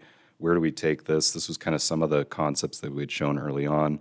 And then we got into the design. So I'm not an architect. I just play one on TV. But I will say, Paris has done a great job of really, I would say, upping the game in architecture. And for the Planning Commission, I tip your cap. I don't know what else we could do at this point in time. For all the different uses, honestly, I don't think there's anything we could add to them. If you do come up with something, I'm all ears because, honestly, I feel like we've really we've set the standard, and this is top level. I did want to just highlight, I know the amenity areas. Nathan, I think, didn't get a chance to highlight it, but we've really taken a lot of thought of how do all these things interact, where do the amenity areas go. We purposely sited them over towards the residential, so they're not out on the freeway. This is kind of a, supposed to be a nice break area. We've got the big buffer, and you can kind of see it. Nathan showed a couple of these shots. I think you might have missed the auto zone, but, with the good neighbor guidelines, I think, there's a reason those were put together, right? It's not that there's a problem with these uses interacting, it's just that we need to do it right. So we wanted to make sure we followed the policies, we exceeded those policies. All those were put together for a reason. It's for situations like this, right? Here's the self-storage area. Again, self-storage is, I think, this is probably something a little newer for the city. Everybody's kind of used to the old U-Haul storage, fairly ugly, not really something that you'd say, hey, that's really nice. It's kind of changed a lot in the last couple of years, and especially within a residential master plan like this, there's going to be need. Homes, because of affordability, are getting a little bit smaller, especially where we're at. There's kind of cluster homes, apartments. They're going to need a place to put all their stuff because people aren't getting rid of their stuff. Frankly, they're getting more of it. And, we plan this for a reason. Additionally, just one thing going back, this also offers another good buffer from, the hotel and the retail we hope are going to be very busy. So, where you get to the residential, moving away from this as you move up Green Valley, this adds, again, another layer of buffer. We don't want the industrial this close to it, so storage kind of offers a very passive use that people can come and go. It's quiet, and frankly, I think it looks really nice and should offer that opportunity. The hotel. The city's been clamoring for hotels, right? There's been a couple different proposals and presentations. We're getting a couple up on the north end of town, which look great. I hope this is honestly taking it up a notch from there. I think really the one key item I did want to note that wasn't in the staff presentation is we want this hotel and the retail to coexist and commingle. So this yellow line on the top right here, we planned for that pedestrian traffic. We don't want them to get in their car and drive to some other center. So, come stay here. You may have friends within the community, or you're waiting for your home to get completed. You can come stay here, walk down to the center, and all this kind of functions together. Nathan kind of already covered the reciprocal access. That's important to us as well. We want to make sure people from the Paris Crossing Center can easily get to our center. And here's another kind of blow up of that retail area. We've got amenity areas within this as well. You can kind of see between the shopping center at the north, there's kind of a nice, right where the pedestrians come through, there's a nice amenity area there, and then as well between the two drive-through parcels. What else? You can kind of see, we'll talk about basins. What you see out there is not what we want in the future, and we're working with the city on this, but you can kind of see the top left here. I'm going to zoom in on this again. This is something that we've been doing in other cities. Picture this. This is a common area recreation building on the left side. This is actually something that we were a part of. And then this is actually the basin to the front of it. I'm going to say, it's as close to a park as you can get. It's really nice. We would kind of foresee the same vision here. It functions just the same. It just looks a lot nicer. We're adding in some low screen fencing because that was important to the engineering team. But we see this as a buffer from Ethonac Road and important to that retail center to make sure, Ethonac's going to be a pretty busy street at some point in time. And you're not going to want to be sitting there on the street, eating exhaust fumes. So that buffer is important. One other note, and we've got our retail team here, landscape is very important, right? I think the whole commission asks a lot of good questions. We have our landscape architect here tonight. We will just note, the retail always wants visibility, right? So lots of trees and screening in this area has to be done just right. We want trees, but we also want visibility. So we'll find that balance. The landscape concept plan, I think, shows it pretty well, but it's definitely an art to it. So that's why we hire experts for it. Just timeline, I think there were a couple questions, public comments even, that is this all going to be built together? I can tell you the site doesn't develop without building it all together. So the the land development and the drainage all work together. We have to develop all those pads together. You know, our retail team will come up and talk a little bit about the tenants. They're waiting for tonight. You know, is the project moving forward? And then we can be a little bit more, I'll say, emphatic about who the tenants will end up being. But you know, there's desire here. It's just when. And so, you know, hopefully it's, you know, if we get the approval tonight, you know, we're off and running. So we want to see this thing moving forward soon, and it goes to benefit all our other properties as well. You know, Riverwoods and everything to the west of here. This is going to be almost a, I'll say, an amenity in itself, you know, that this would be here. So again, just a couple other aerial shots. I feel like I've gone on too long. This is, I've studied or listened to the commission for 2 years. I think Chairman Hammond, you complimented one of the applicants 2 years ago that this, in your 20 years plus of doing this, this was the best presentation, most prepared that you've ever seen. I doubt mine is that, but I wanted to just say I've got a lot of information else here for you. We can get into alternatives, you know, the interaction between the residential, trip generation, tree concept, fiscal impact, community benefit, retail, hotel, whatever you want. I hope we're prepared for it. So please ask away. And I think both Brad and I had our venti, you know, before this, so I'm all set to jump in, and hopefully my team, you know, will jump in as well. You know, I'll just roll in all the environmental stuff into one slide here. This is about the easiest way I can digest it that makes sense to me. There's a certified EAR that studied the whole Green Valley specific plan. This is one small piece of it. We're analyzing, does this project conform and with the existing EIR? And like staff summarized, there's no new impacts. In fact, what we're actually doing, we've got about 50% reduction in the impacts, you know, that were analyzed. So trips are in half of what they were originally intended to be. And that goes along with it. All the air quality questions you might have, all the GHG questions, all of that is cut in half. So aside from making sure that we crossed our T's and dotted our I's, you know, everything we've done, we're, you know, within what was analyzed and then well below it. So just in summary, hey, we're consistent. We're not a rezoning.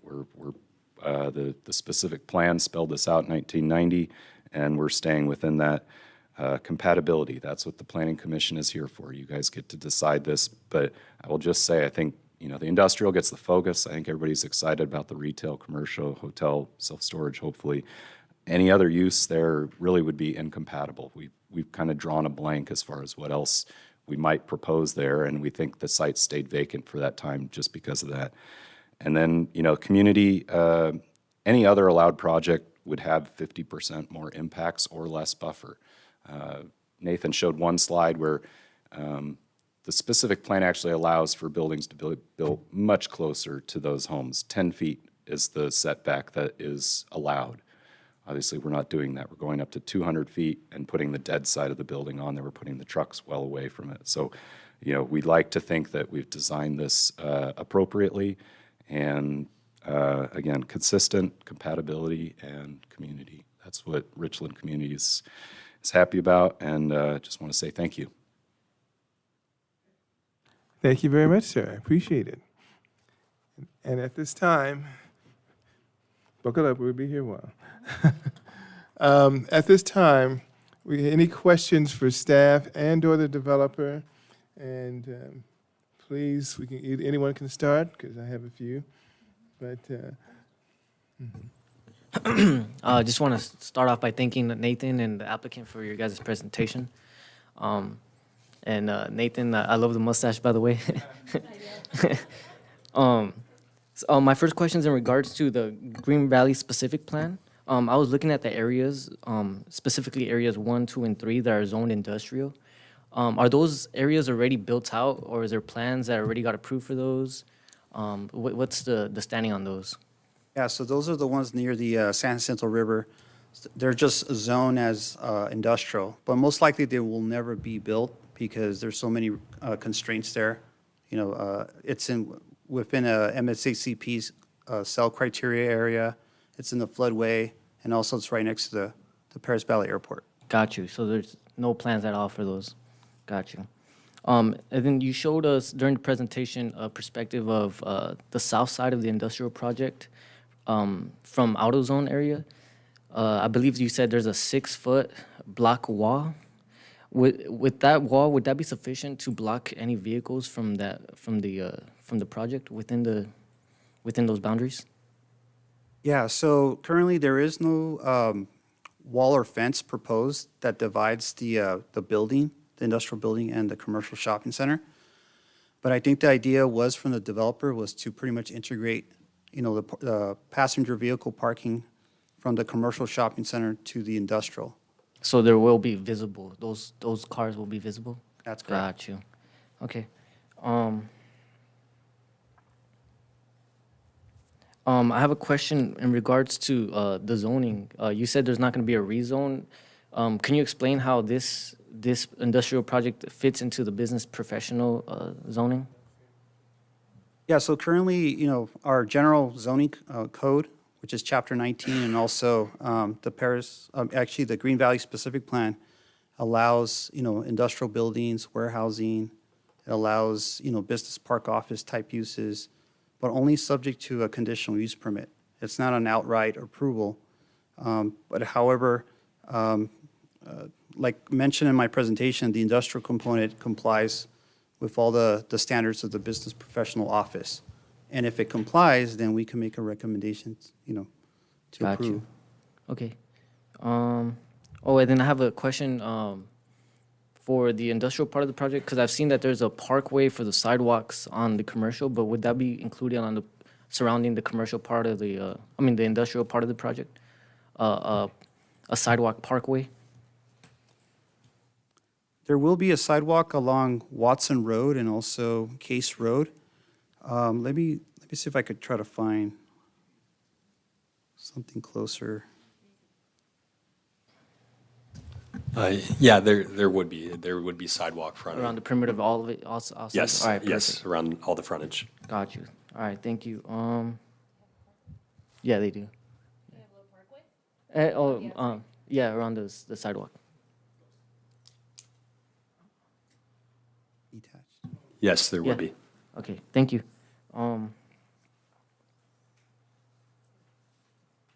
I don't have no further questions for staff. I do have questions for the developer, though. Yeah.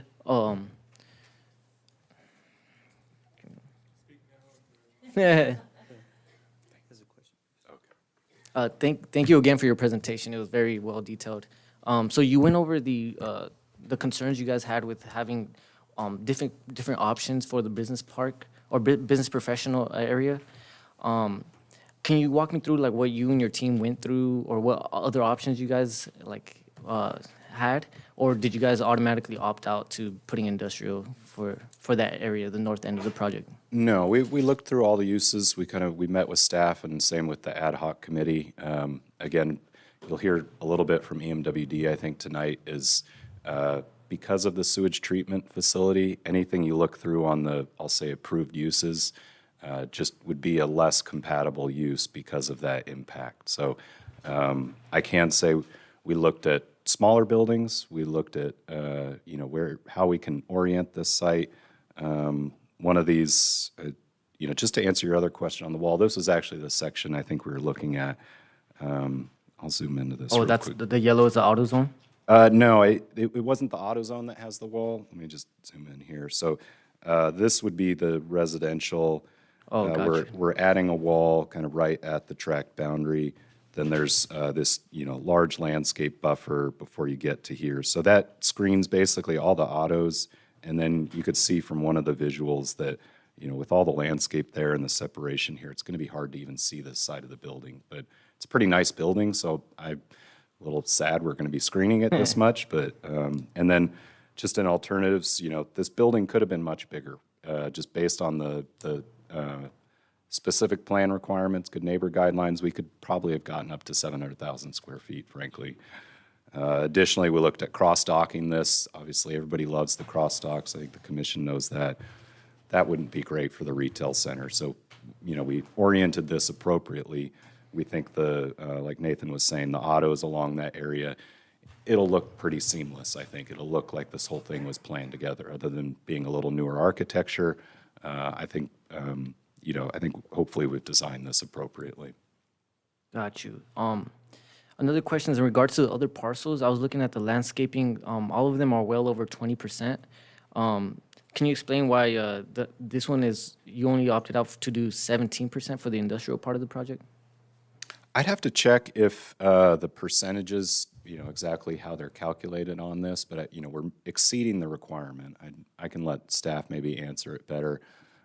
Within that area, you know, we're not planting, you know, 5-gallon and 10-gallon shrubs. You know, the Good Neighbor guidelines ask for healthy landscape. We've got 24-inch and 36-inch. I think somewhere in here I have you know, when I counted it, we've got about 560 total trees, and I'd rather let our landscape architect talk to the percentages and why it was designed, but I think there's usually an ask of, can we add some more trees? I honestly don't know where we're going to put them. This thing's pretty well tree planned, I would say, from parkways to amenity areas, and other than the retail, like we were talking about, that we don't want to necessarily put too many trees in the key view areas. I don't know if that answers your No, question. it but- does. It okay. does. Thank you. Also, the last question, this overall, the conceptual design of the industrial project, did you guys ever look over, like, doing maybe possibly 2 smaller industrial buildings, maybe 200 square feet, versus doing one large one? Yeah, the issue with once we split them apart and we reoriented them was still getting the truck circulation to work. I don't have the visual, but in the 2 separate buildings, they need to be able to go, I'll say north-south on this, and see if I can do this from here. Even in that crosstalk, it's like if you split it both ways, somebody would be going out to the retail center. It was just, we're kind of limited in the distance we need to be from Case, and so that really kind of pushes that one access point. To try and circulate both buildings or smaller buildings, it just becomes non-functional. So it was more a circulation issue with the truck traffic. If it was 2 smaller buildings, yeah. Got you. Another question in regards to the building height. Do you have a tenant that specifically asked for that height, that their business of operation requires that, or? I would say the specific plan limits it, I believe, at 50 feet, so we're kind of the 1 foot under that. The 50 feet, frankly, I think is slower than most of the guys are going on some, I'll say, their big sort facilities, from what I know. You know, obviously, again, I'll let our industrial expert come up here and talk more intelligently about it, but, you know, the business park, you know, if it was an office building or something, it's actually allowed to go above that. So you can kind of see the highlight up here. If this was just some other use or some other building, it'd actually be much closer to the homes and a lot taller and doesn't have the same requirement for landscaping. So maybe the planning commission might say something about that, but just as far as what's allowed, that technically is what could have been allowed there. Okay, all right, thank you for your answers. I appreciate that. No further questions.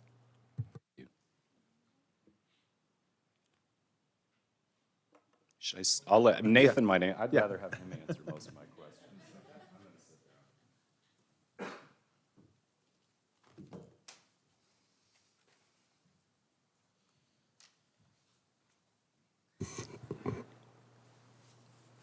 So immediately, I guess it'd be to the west, the residential community that would be there is more of a higher density, smaller parcel lot. 2 stories are allowed in that area, Nathan? That's correct, yeah.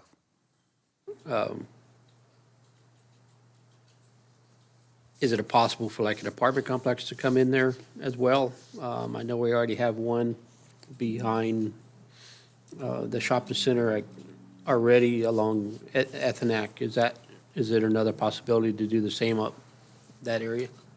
Yeah, it's currently zoned multifamily residential, which allows apartments. So it could be apartments or it could be built per the approval, which is kind of like a multifamily development. Commissioner Shively, Okay. for clarity, are you asking if the area, the site that's proposed to be developed with a warehouse could be developed with apartments? Yes.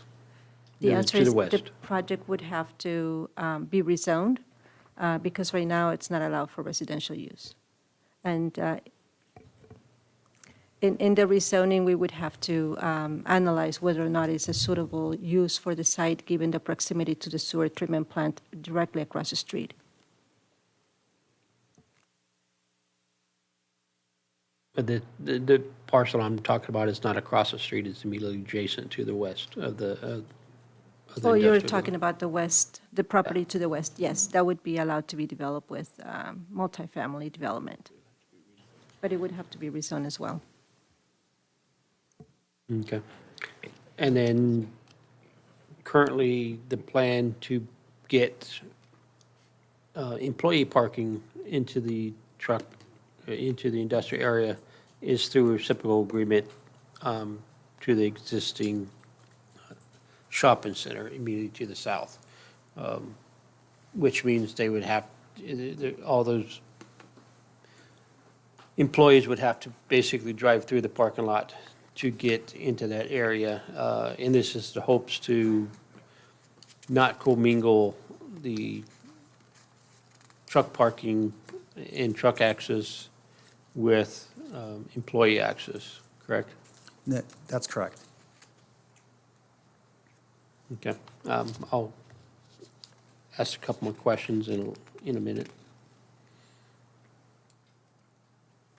Go ahead. Nathan, quick question. So you're saying a CUP is required.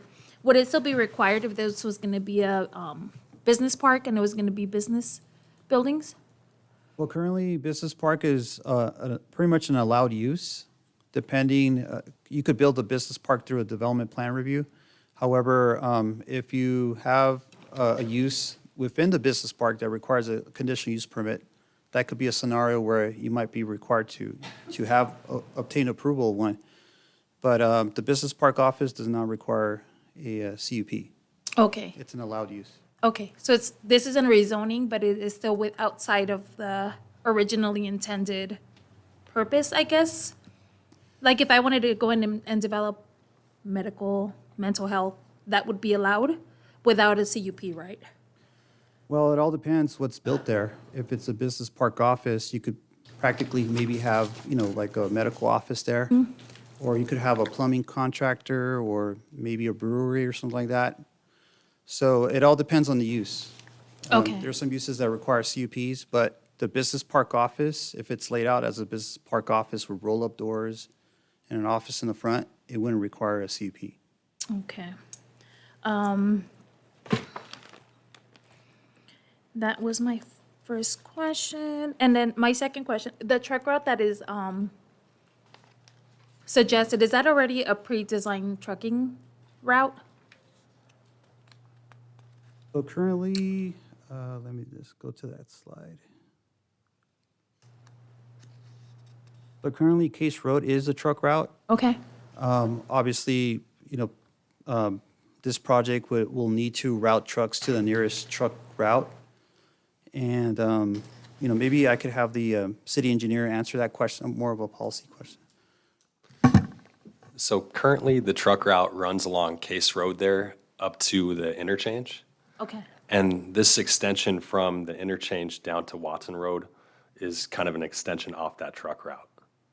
So technically, per the general plan, the truck route ends at that I-215 interchange, but this extension is part of this project to get to that truck route. okay. So it's not right now technically Watson and Case are not within the trucking route unless we know it, like delivering to Home Depot, Winco, those kinds of needs are. Right, typically, it's just the direct route from that truck route, which they're providing here off of that Case Road, access for the truck route. Okay. I'm not very happy that I wish we would have had more, I like to see like the line of vision. I like to see examples of what it looks like. One of my concerns is the pool area in the hotel and how it's going to be screened fully. I have 2 young daughters, and because it's an open field for everybody, which I love. However, if I'm in a bathing suit in the pool, I'm there with my daughters, I don't want cars from the commercial area or the industrial area coming by and seeing. So I wish I would have seen like a street view of the different locations and how much we would see, especially with the privacy of the pool. I know I like privacy when I'm in the pool. I don't want everybody and their mama looking at me. So do you have a visual? Because even on the plans, it just says, what is it, landscape screening, but it doesn't detail how screened it is. I don't know. Even driving up Green Valley Parkway, everybody can look over and see the pool area. Yeah, so that's a very good question. I would have to maybe refer that question over to the applicant's team to see if there is a proposed perimeter, kind of like fence or any type of block wall that would control people from going in there, and also, pretty much concealing the people that are using the pool. To be honest with you, I don't know. Okay. That might be a question that you might want to ask the applicant. Okay, can they come up and answer that? Yeah. Well, we have both of them come up, so the applicant's welcome to come up now. We've designed it to where you might want to get a chair and sit there. Both of you, don't even Yeah, move. I don't even go sitting back. We've got the architect here, so I can let him chime in on at least that part. Okay. Come on. How do I switch back, Nathan, before I screw it up?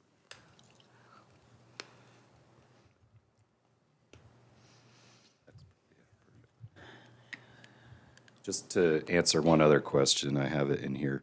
On the left here, it actually is a designated truck route. All of Case is all the way down to Ethanek. This is a snapshot from the city's truck route plan. You can kind of see the red line there as it comes down.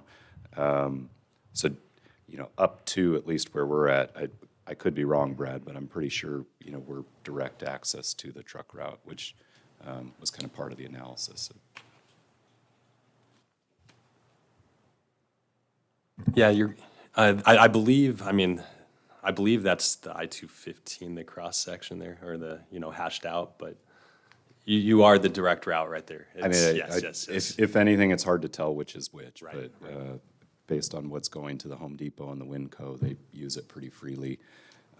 This is another shot of just the directionals. We've kind of engineered this in a way to make sure all the trucks go north, they don't head south. I kind of skipped over it, but we did coordinate with the city of Menifee on this as well. They, I think, provided a comment letter tonight, and the staff provided a response to that. So, all of this is meant to really, I'll say, keep trucks where they're meant to be. Along with that is the Good Neighbor Guidelines, where we have to do the truck enforcement, have a plan, all these conditions that, the city's done a great job of really making sure those trucks don't go where they're not supposed to. So just to go back, Scott, if you want to come up here, I'll pull up the hotel. The one thing I do know, where is that? Sorry. Oh, okay. So if you can look down at the bottom right, totally agree with your comment on making sure you want to relax at the pool, you don't want cars and whatnot. If you see on the left side here, the idea is there's a little cabana to the side that's going to screen that whole area from Green Valley. And then where the parking is on the south side of that, there's a lot of trees, there's fencing, and then just the furniture alone will hopefully screen it. But Scott, maybe you can talk more intelligently. Yeah, just state your full name for us and spell your last name for us. Scott Naples, Naples. I'm the Director of Planning at Denoying Associates. We're architects and planners. So that's a great point on the privacy and security there at the pool. There is about a 15-foot landscape buffer between the pool area. As Derek mentioned, there's also a accessory building off to the west side of that blocks that view, and then there would be a view fence of some sort. But you're going to have landscaping in between in that 15-foot buffer that's going to completely mask that area and provide your privacy. And you said there was some kind of fencing there, or was it just a screening on the south side? Yes, you'll have to have a fence for accessibility, but it'll probably be a view fence out. It won't be a block wall.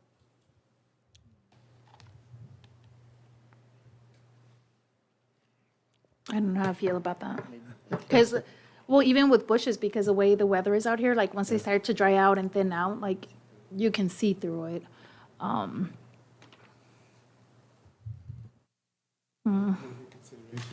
Yeah. I think that's a great comment. I think we could work with planning staff to make sure if It's screened as it's much as screened. possible. It We can still also, be we need classy. to know who the hotel tenant is. Yeah. A lot of times they'll have kind of their own little, I'll say, style that they like. If it's a Marriott versus a Hilton, you know, they do things differently. And, you know, our commercial guys can probably speak to that a little bit better.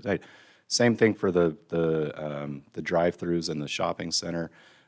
You know, we want it to look like this, but if it's a tenant that the city's really excited about, they may have a couple things, you know, that they want to make sure that are designed their way. So, you know, we'll work with kind of the administrative process on that for those kind of situations. But I could see block wall or screen fence. I think either one could work. You know, really, you want a successful hotel. So if people don't like hanging out there, it's not going to be a success. And, you know, I think it's a good comment. Well, I'm glad you say that, but I still would like it on the conditions of approval, because the only ones that I have seen that have visibility to the pool are like Motel 6. Anytime I've stayed at a Hilton or a Marriott or a higher end, they never have the pool that's visible from the street or visible from anywhere else. sure. It's usually a lot more private. So I think, is that possible to where we still put that, so whoever the potential hotel? Yes, we can definitely, it's within your purview to Yeah. recommend or require a condition Okay. to add a decorative block wall for screening purposes around the amenity Yeah. area. I would like that, because depending on who the hotel tenant is, they may not have as high standards as we do. So that was one of them. And then I would have liked to see more detailed plans. I didn't see where the trash enclosures are. Can we go back to the industrial one real quick, please? I don't know if I have. Yeah. Nathan, I told you to pull up a chair. Why are you moving away? We're working as a team right now.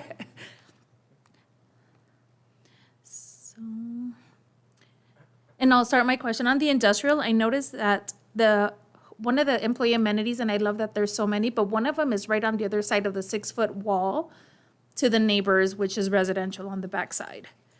Did we look at any other place where we could have put it? Yeah, so typically, you know, our requirement is to have it in close vicinity to the office entryways. So that way, you know, employees could go to it, you know, have a lunch underneath a covered structure. But that was the best area rather than having it exposed off of Case Road or the shopping center. But it's open right to the shopping center still. It's kind of tucked away. Let me see if I could try to find another.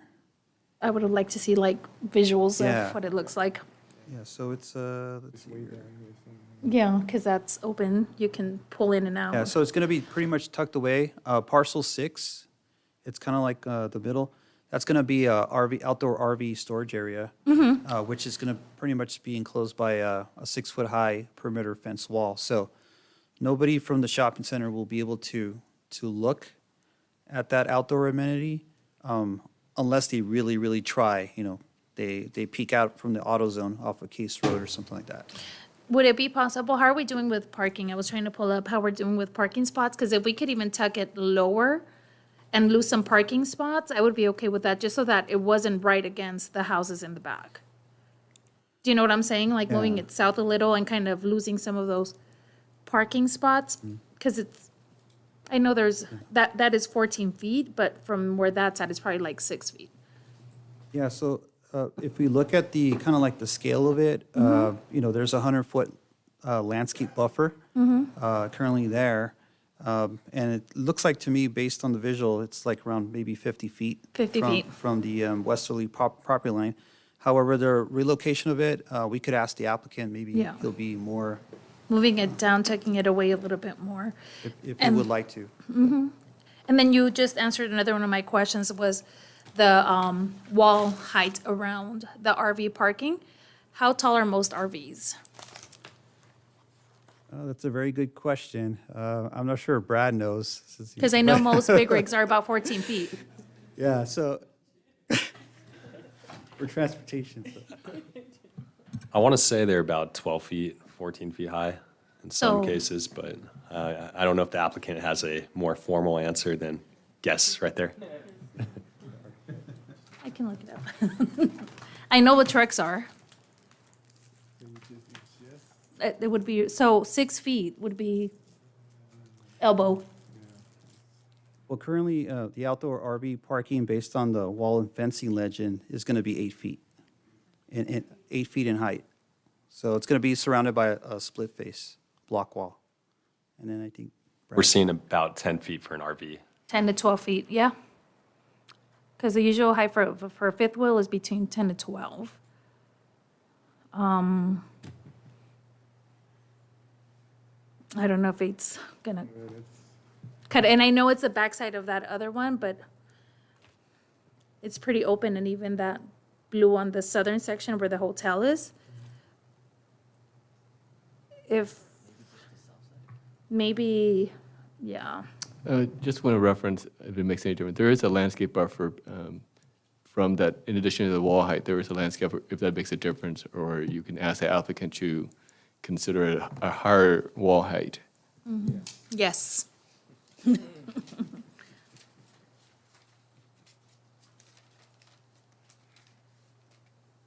Yeah, because that's the self-storage, so the parking stalls on the northern side of the hotel, or if I'm staying at the hotel, and I'm in one of the back rooms, my visibility probably wouldn't be the best.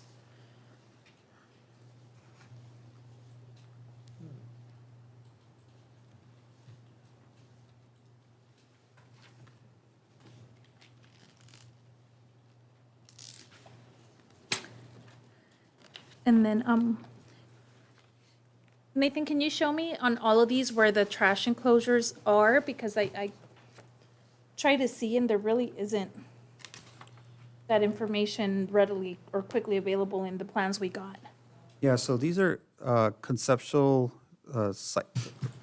landscaping plans. However, I would refer that question over to the applicant's architect to see where they're located. Don't have that. Because we, do you want to step up? I want to know where the trash enclosures are for the industrial, for the retail, for all of it. The applicant's going to answer some Okay. of those questions. Oh, can he come up? That's why I said don't switch, because it's easier for me to talk to both at the same time. 'Cause, yeah. I don't know a better way to do this, so I'm happy to Pull jump up up chairs, anytime. get you need. comfortable. Yeah. Do you mind going to the overall on this? Yeah. You have a good overall.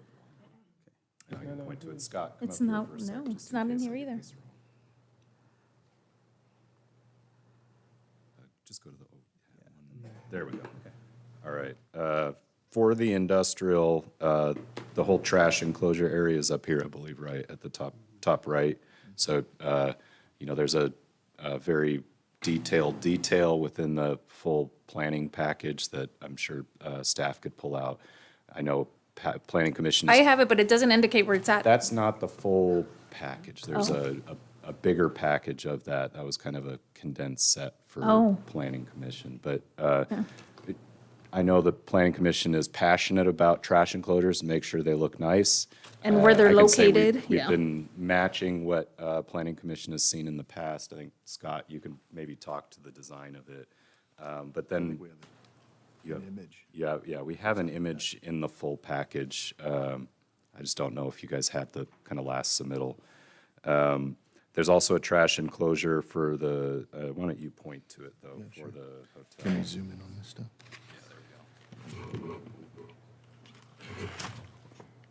So similarly for the hotel, it's You up have in to the, use this.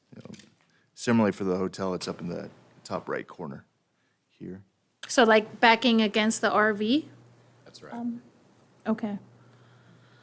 And then same with the shopping center. Yeah, same with the shopping center.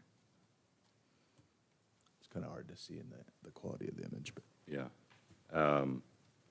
And just a comment on, I echo your questions about, being in a place where you can relax and cars and heights and whatnot. We're also dealing with the truck docks of the Home Depot and the Winco. Obviously, you guys have frequented out there. Home Depot basically uses that whole back area as a storage area. They stack things 20 feet tall. You know, it's not just our RVs. So we want to screen our uses from them as well. So the landscape here can do a lot. Forgive my language, but our landscape architect can really talk to it as good landscape hides bad architecture. That's what our plan is to do here. So, you know, we want to do the same as you're looking for. On the amenity area, I think we could continue to slide this anywhere along that whole edge. We could move parking spots around too. I just, I put myself in the, I guess the employee's shoes. You can see where the residential is here. That's another 40 feet off Yeah. the PL. There's slopes between both of these. Where they're going to be at is pretty well removed from not only where they're working, but also the residential. And then the RVs as well. You know, this is at a pretty high scale. So I don't know, you said you kind of knew the dimension of that, but it's got to be at least 30, 40 feet between that amenity area and the RVs themselves. As well, there's no parking immediately adjacent on that. So you can kind of see where the stalls are oriented. It's the driveway there. So there's another buffer before you even see any trucks. I would imagine at 8 feet, if we drew, you know, the line of sight from sitting at that amenity area, you're not going to see the top of any fifth wheel or anything along those lines. If you do, you know, the landscape will eventually catch up to that, would be my guess. And let's see, what else was it? Amenity area, fencing, loading docks, yeah, and the trash enclosures. I think that was some of the questions I wrote down as you were talking. And when you were looking at what to build, did you consider a hospital? And I asked because I know that I lived in the Rancho Cucamonga area for years, and there is, on Vineyard and the 60, there's also a water treatment plant, and there is a hospital right across the freeway, which is where I used to go. And it was built in a way to where it shields the smell because the entry's on the other side. Did you consider that? It's across the freeway. It's, yeah. I can say we would love a hospital. We've gotten 0 phone calls. I can probably let the retail guys come up and talk more intelligently about what's in the market, who's been, you know, interested in this location or other locations along it. I can say we've gotten 0 phone calls, and, you know, we're going to have to really attract the tenants we want here. So that's part of what we're doing here in the design, and, you know, with your help. A hospital, I won't say we, you know, spent a lot of time looking at, just in the fact that nobody identified it as a possible need. I think there's plenty of places we could accommodate them, but here was not the location that anybody has identified as interest. I asked you because the state of California is just partnering and doing community schools, which want to support students. And one of the issues we have is, Chair Hammond, if I may. I just want to remind the commissioners that this is just questions and answers time. Any commentary should be reserved for discussion. and then there was one more question that I had. You say you've been listening to the Planning Commission, and I think a lot of community members have spoken against not needing any more drive-through restaurants. What was your thought process in still adding to drive-throughs? I might as well have, Nick, do you want to come up, or Chris? Sure. I might as well have our experts come Yes, up and please. talk about it. I would just, you're bored of me, I'll let them talk a little bit. Hi, Nicholas Wyrick, W-I-R-I-C-K. Work with SRS Real Estate Partners in Riverside. And we do retail tenant representation as well as developer representation. So we advise folks like Derek on what the market needs are, what the capacity of various markets are. And we also represent 25 or 30 of the most recognizable retail brands in the Inland Empire and their expansion. And One of the things that we've seen, I think, in a post-pandemic economy is that we've seen an awful lot of the restaurants that have converted to drive-through concepts. So as an example, Panera Bread, who we represent, never had drive-through concepts before the pandemic, and now they won't do locations that don't have drive-throughs. And what's really transpired in that industry is that you're seeing sort of a consumer mutation where there's drive-through restaurants, but there's also some of the brands that are expanding out there, like Chipotle, who has a concept called Chipotle Lane. And it's not a drive-through concept, it's a drive-up concept. So in a lot of cases, what'll happen is that either you order your food on an app and you pick it up at the window, so there's no order board, or like a lot of us do, you call Uber Eats or Grubhub or one of those guys and a driver picks it up. And what this gives the restaurants the ability to do is to give a point of pickup for those drivers where they don't have to get out of their cars. So some of the newer concepts that are out there that I think we're designing for on this site are not necessarily what you would consider your, quote unquote, traditional drive-throughs. Some of them are a little bit of a hybrid based on some of the changing market conditions. We're seeing a lot of the consumers buy their goods and order their goods online. And then I think in a post-pandemic world, I think a lot of the restaurants figured out ways to deliver food to the consumers differently. So this is, I think what you see out there with those two pads is an application of that. Okay. Yeah.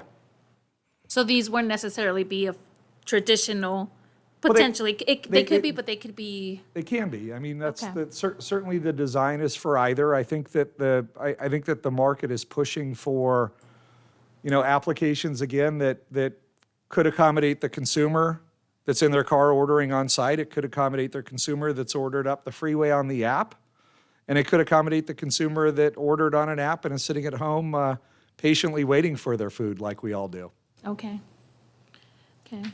And then within the other shopping center, I think in one of the pictures, it looked like there was a dine-in restaurant with, right? In the your question was in the In the shopping in center. the subject site or in the adjacent Parcel site? number 3. Yeah. There seemed to be, I think in one of the pictures, there appeared to be, Outdoor dining and indoor. yeah, it had some like outdoor patio, like that one. Are those, these are the, So I think you're talking in parcel 3 in the center here.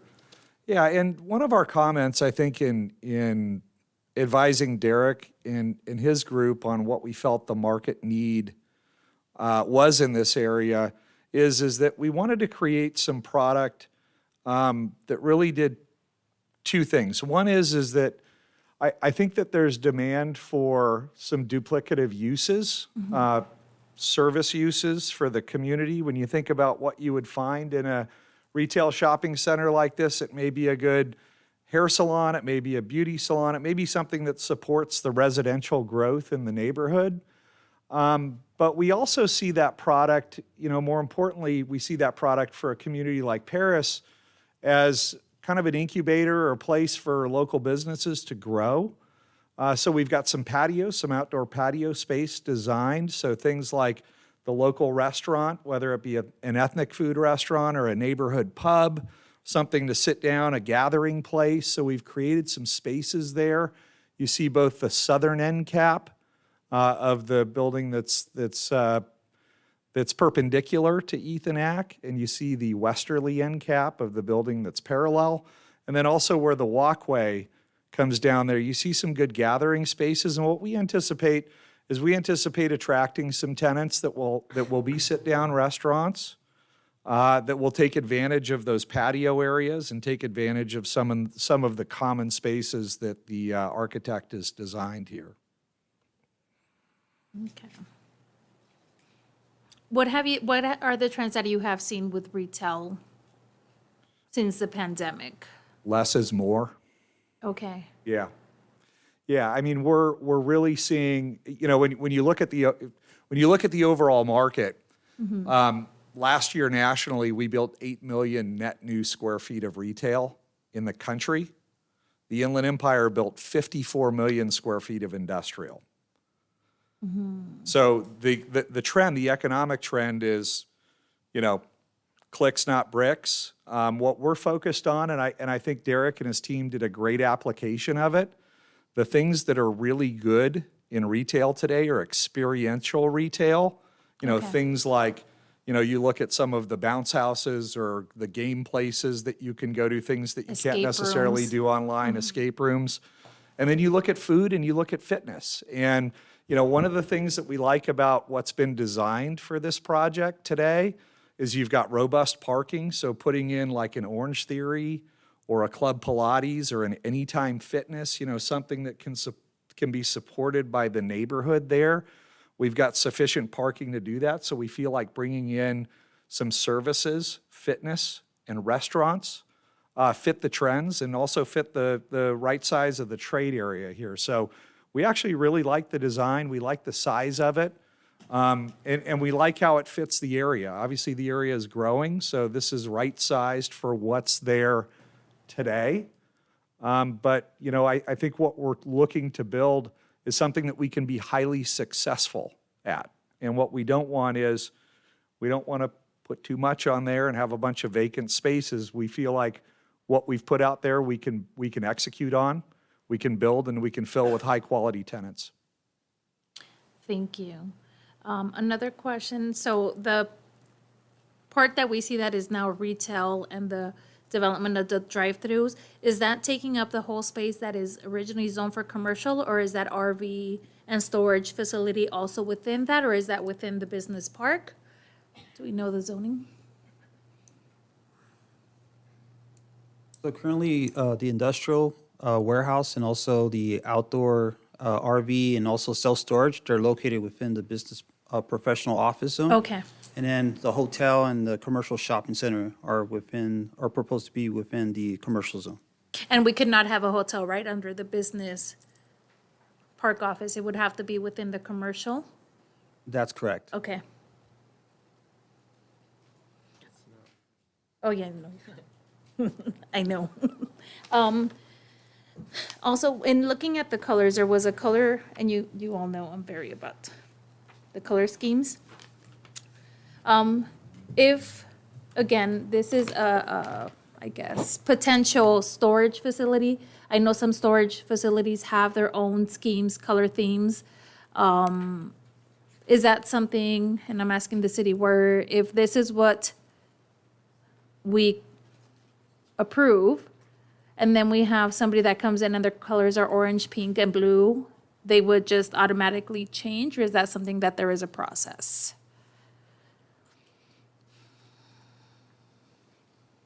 So currently, there is a process. Like for example, if you have a self-storage facility that has kind of like an orange theme, then most likely they'll probably have to come in with a administrative development plan review for the review of, colors and also potentially maybe the building, changes in the building or the site.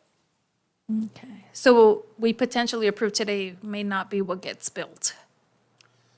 Potentially, yes. Okay. That's correct. However, the applicant has provided, I think, Yeah, so depending, right, so it would be kind of that zoning, but it can change. It all depends on the significance of the changes. If Okay. there's significant changes, it would require a major modification, which would come back to the planning commission. Okay. So for now, there's a color that's called Heavenly White that looks lavender, and I don't think it matches the colors of everything else. Would the applicant be open to changing that color to match something, working with staff to change that color?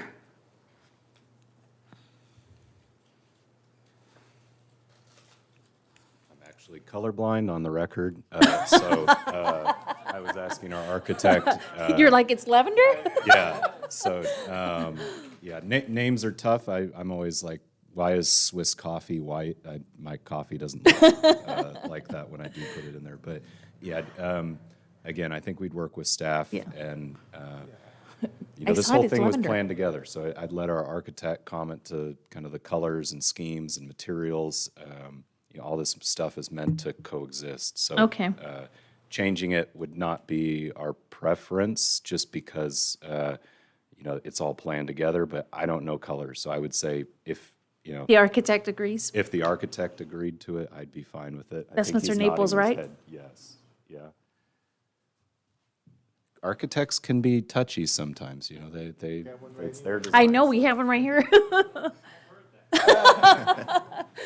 Sorry, just to elaborate on that, we'd be open to other color options. Okay. We'd look at the whole material palette to make sure it all goes together. Okay, it was just that color. And then when we're looking at parking, I was looking at, we're meeting or exceeding, right, parking with all the parcels That's correct. and landscape as well, right? That's correct. And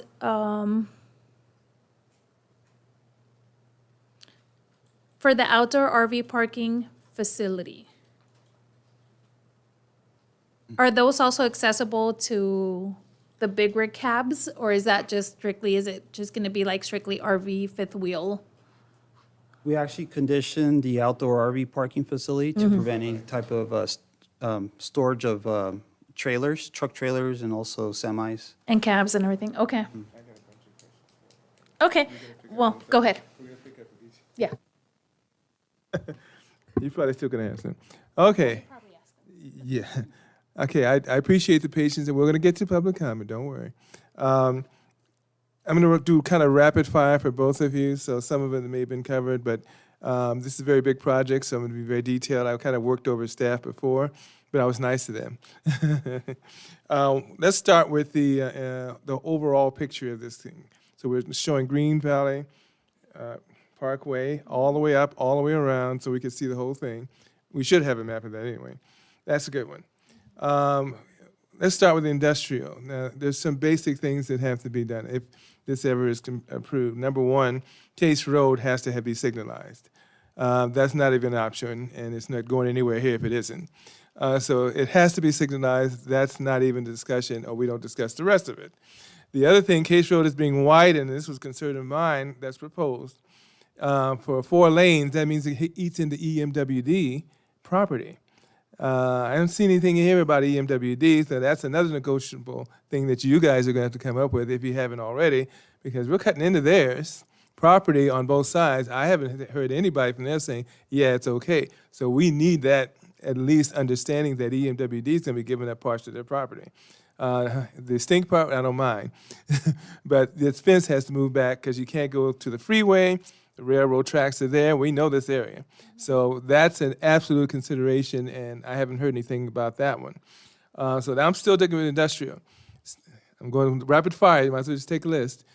On the west side, we're talking about 198-foot buffer.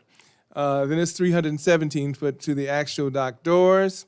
And you have potentially multifamily housing to the west. Hopefully they won't get the scent that comes from the EMWD, but that's downward. He is right. It goes downward, it goes southward. That is true, because I know, because I go to Home Depot a lot. One of the significant things about that is I'm not sure if that's enough of a buffer.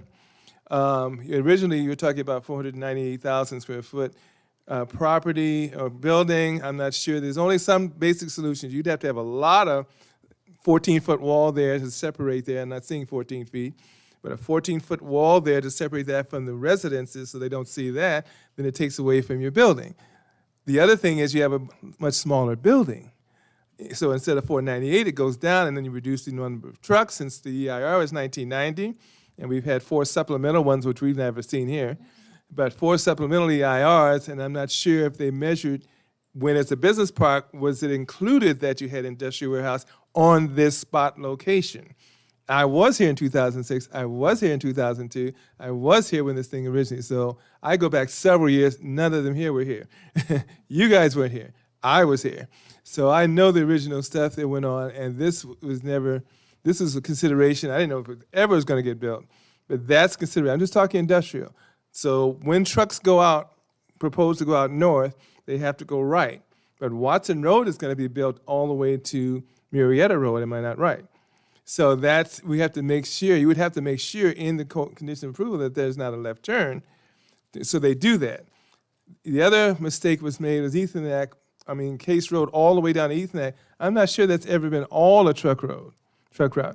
I don't think it's possible because you can't have a truck route from there to Ethonac. You're bypassing the 7-Eleven. There's no way you can do that. So those are some considerations just for the industrial. Okay, I'm on a roll now. Don't stop me. And I'm old too, so I have to say things before I forget. I'm saying I'm old. Don't worry. Let's move down to the RV storage. I'm acting like a resident now. The RV storage place. Details in terms of security. Haven't heard that. Lighting, fencing. You don't want to be in a hotel looking at an RV park, and you have to ensure that it's security because people park there, and you're going to get the LA syndrome. And I'm from LA, so I can tell you what's going to happen. Okay, so you'll have people parking there forever, using it forever. So that is a consideration when you have nothing but parking there. It's going to have to be secured and fenced away from everything else. So the RV parking, there's a lot of spaces there, but you know what happens if people park there. And code enforcement will be working overtime. Okay, so that's a consideration there, and it abuts the storage facility, and it's a different look. The other consideration is on Green River Valley Parkway. We're told that at the end, there's going to be a cutoff. It's going to be blocked. So if you're coming out from the hotel, you go in the northern part, you have to go right. And you have to go up and go all the way down. Now, right now, there's no housing into the west, but nobody's going to do that if you're in a hotel. It's going to be empty. Or the other parts you can go through, and fortunately now you don't have residential development to the west, so you can cut out through there and turn left and go back to Ethonac. Everybody's going to want to go to Ethonac. I'm telling you right now. So if you have a hotel, you're talking visitors, that is either going to be signalized in the future or four-way stops, which it is not currently, regardless of the traffic studies. You're coming out of a hotel, you're going to want to go left down to your main road, that thoroughfare. So if this becomes a circulation issue, and obviously you can turn left and go through that median and turn left now, but we have to understand that you're going to have to go that direction back to Ethonac, because if you want to go the other way, you can't. So that's the only route out, right? That's the only physical route out. Or going through the shopping center, which I'm sure they'd like, and you have to go through the shopping center or out the other shopping center. Circulation again. So when we're talking circulation, we didn't see, I'm not sure this was figured out when we did these, things of that nature, but now that it's here, we're seeing circulation through the other lot or potentially there. So how do we solve that issue, if there's not going to be a signalized there at that outlet? Okay, and I'm stopping there for now. Okay. So that's a very good question. I'm going to refer it over to Of course you are. Brad. Chairman Hammond, great questions, and I have a list of answers for you on these. So the first one you mentioned was Case and Watson Signal. So just to go back a little bit with the traffic study, the traffic study with the 498,000 square foot warehouse only equates to about 96 trucks per day, which equates to 10 trucks per hour, peak hour, AM and PM peak hour. That's a standard ITE, Institute of Transportation Engineers, information right there. So that's in the traffic study right there. So that signal at Watson and Case actually is sufficient after this project is built. So engineering, we worked with the applicant to make sure there was a signal installed there for safety reasons. We know, trucks making a left turn out of there, slow movement, and we want to make sure it's a safe movement for that truck to make that left turn. So just kind of an above and beyond signal to be put there with that project. The second thing was the Case Road widening and the coordination with the EMWD. So that, again, the traffic study with the traffic volumes based off this industrial doesn't warrant any type of widening. But again, with the truck traffic going down there, we want to make sure this is widening out and try to get 4 lanes per ultimate, or as widening out as much as we can for those 4 lanes. And the applicant has already begun work with EMWD for that coordination for the right-of-way to accommodate those 4 lanes. So 1 second. The third thing was the Watson driveway you mentioned. We are conditioning them to have that reverse curve, so it's only left in and right out of that driveway. So trucks won't be able to make that western movement down Watson in the future. Mm-hmm. It's only going straight to that signal at Case and Watson. And on top of that too, we're conditioning to put a pork chop, so we would avoid having trucks go south down Case Road towards Ethonac. They would be forced to go left and go towards the Case Road interchange. The next thing, one second. You mentioned the Green Valley Parkway turnaround and the hotel so the hotel actually has a full access driveway on the south end, which lines up with the future residential across. So it actually does have full access, and some of the other ones, so to the north, for the self-storage, yeah, they would have to do right in, right out, and then in the meantime, they would have to do a U-turn at the end where the barricade is to make their way down to Ethonac. Let's see, we are conditioning, again, the traffic study doesn't warrant a signal for Ethonac and Green Valley Parkway with this project. That's another thing we are requiring them to do, to install a traffic signal. We are coordinating with Menifee to try to get a traffic signal installed because Menifee owns the south half of Ethonac Road. We're trying to get an encroachment permit to install that traffic signal, but it's unsuccessful so far. So we are, if we can't get that traffic signal, we are conditioning the project to restrict left outs onto Ethonac from Green Valley Parkway for, future safety reasons and people not making that left turn with more traffic involved. Let's see, I think that was everything you mentioned, so I don't know if the applicant wants to add anything to that.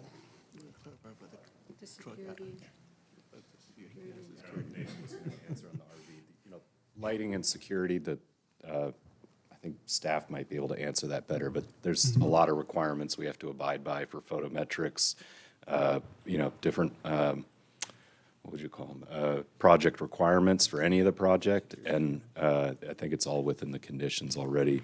And then he covered the hotel movement. Did we miss anything, Chairman? No, I think she talked earlier, and earlier about the actual industrial, and if you go to the industrial picture, the passenger vehicle, I keep saying passenger vehicles park on the southern portion. There's no barriers, there's no fence, there's no screening, so they can go right into that. It's not really a street there that you get to Home Depot. It's kind of a... Oh, it's a shared drive. Yeah. That whole auto area is separate from that, but the existing shared drive, we improved basically the north side of that. Right now, it's a dirt kind of transition. It gets a whole bunch of trash and leftovers from all the contractors that go there. So it's showing here, basically, it would just be a landscape area with trees or shrubs or whatever before you get to the parking. In other words, instead of just being flat, you drive right in there and you park. There's no fence, so it just would have to be a landscape berm or something on the south side there, where the passenger part, separating from the Home Depot, that little, whatever you call it, easement area. You're talking about right here, correct? Yes, So you can see the kind of shared driveway that goes, this is kind of how the trucks get in there today. We'd be basically using this full intersection here to come in for the autos, and it's autos only, and there's an access point here, an access point here. If you took the red lines off this, there's a bunch more kind of appropriate landscaping. We have our landscape architect here as well. I do want to say, I think I realized I didn't talk about this, but we did coordinate with Home Depot, Winco, actually the owners to our west that own the residential, potentially the future home builder that might be there. I think staff can comment. We haven't received any objections from them, so they're fully aware of this project. We've tried to kind of design with them in mind, and then if he's still here, he might have fallen asleep, but EMWD is here. Kevin has come.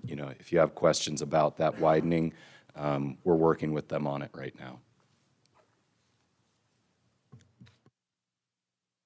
Get it? Hard to follow. Right?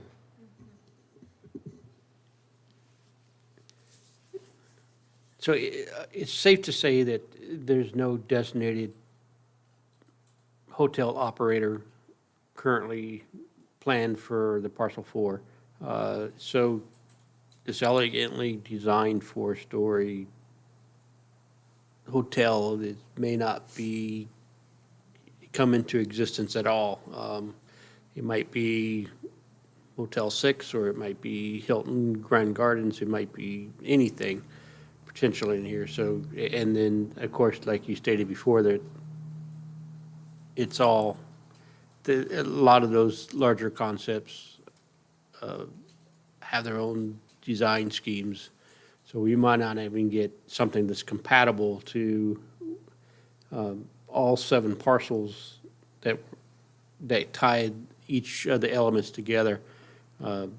That's a concern of mine for that. And then I do piggyback on Commissioner Jimenez's issue of having the pool such in an area, and I'm fear that, you know, you got a layout of this hotel, but it's going to be redesigned before it gets to construction.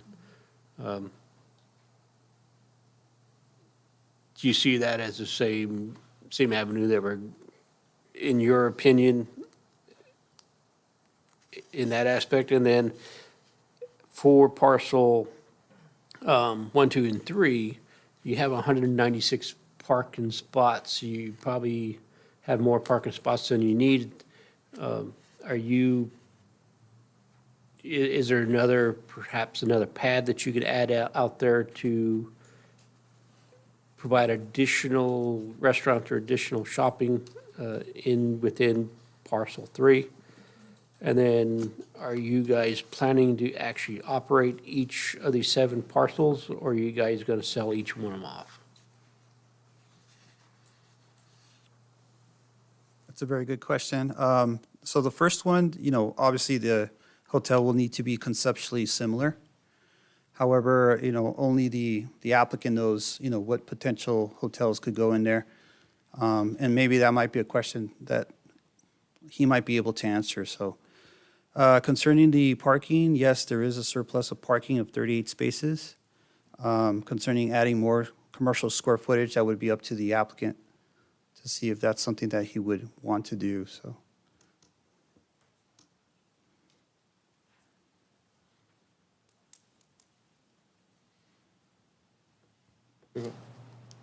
Go ahead.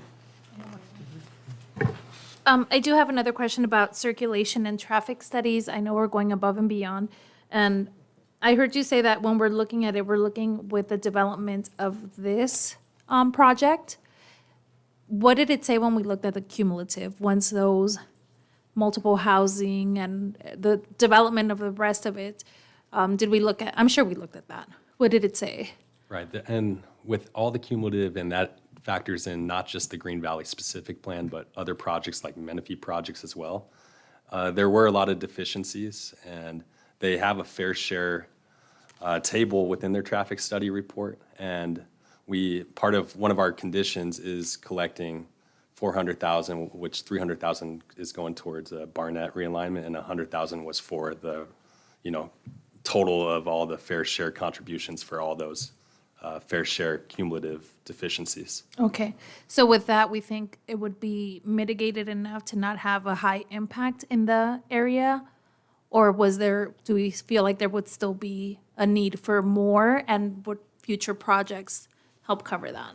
So more so future projects would help cover that as far as improvements go. Okay. But that 100,000 that we collect with the fair share helps contribute towards those improvements in the future. Okay, With this project standalone as is, again, the traffic study comes back where there aren't any deficiencies for any of these intersections. okay. So I guess, mental note, be quick like a bunny, be the first, so you don't have to pay more.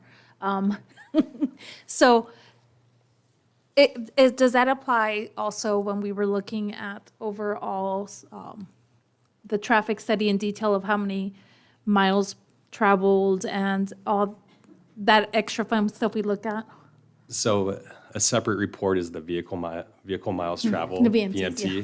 and that's part of the CEQA document, and that was studied as part of this project. And do we feel like the implementation or what we're doing now will mitigate that in the future too, once it's fully developed and all future developments? Or, because I know there's also been a few others. Do we feel like the mitigation measures we're taking now are going to be sufficient for now and we can add on? I'm not quite sure how to answer that question. I don't know if Our specialists. environmental consultant would want to touch on that a little bit, Okay. but I don't want to Yeah. misspeak for anything. I just want to make sure, future planning. We mitigate enough. He's looking. Yeah. He's awake. Oh, yeah.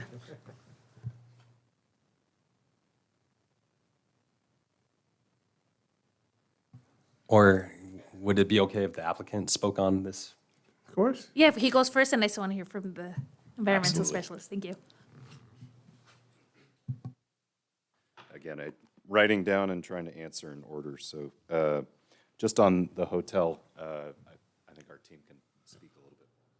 Yeah, briefly, there's been a couple of questions, I think, from a couple of the planning commissioners, and they're great questions tonight, about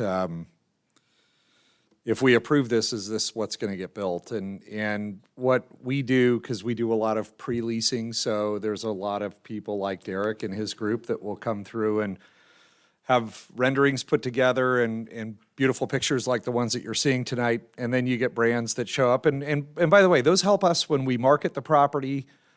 Derek and his group aren't going to be the hotel operator at the end of the day. They will not be the restaurateurs. They won't be the people running the gyms and Mexican food restaurants and things that we discussed earlier. And so we're going to go out and find people that want to lease space and buy land to build.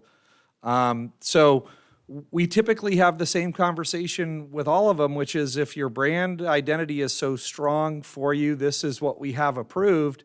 If you'd like to go to the city and see if the city will work with you on some of your branding scenarios, you can do that. And I think the city can tell you there's a certain percentage where if they draw between the lines, that they can build under the current entitlement. And if it's outside the lines, then they have to bring it back in front of you guys, and you're going to make the ultimate decision at that point. Speaking to the hotel, I think there was a good question brought up over here.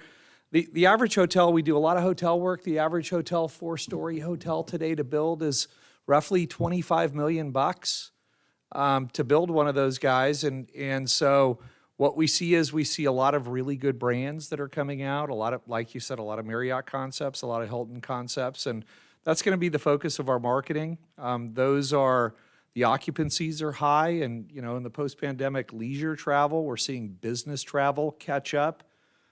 Derek brought up a very good point. We're in growing communities like Paris. You're going to find a lot of people that, they need a little short-term stay. They closed escrow, and the house isn't ready for a week or a week and a half, and they're going to use that hotel room. You'll also find that you'll have travel consultants for businesses in the area that'll stay there. We're going to get some transient traffic off of the highway. And we feel like that the area is going to support a very good nationally flagged brand at the site. And it's a substantial investment that operator is going to make to put a flag there. And so our hope is that they build exactly what we designed. It's not my $25 million, so I'm going to let him deal with your capable city staff, and if he needs to come back up and plead his case to you guys. I think we see it on the residential even too. We try to get a residential community approved. A builder may have a certain item that they don't do that awning, they do this awning, and there's a process to go through with the city. But we've taken our best shot at what we want to see here, what the city wants to see here, and any change or deviation from that, the city is going to have to approve that. So, just on the traffic side, we have our traffic consultant here, Charlene. She can probably talk a little bit more intelligently on it. All I can say is, if I could kind of switch back, I was just going to show, come on up, Charlene. Yeah, I'm going to give you something to work off here. Thanks, Nathan.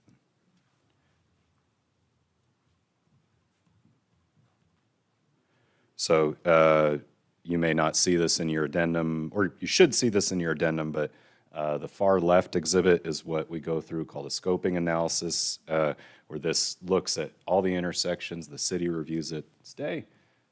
Oh.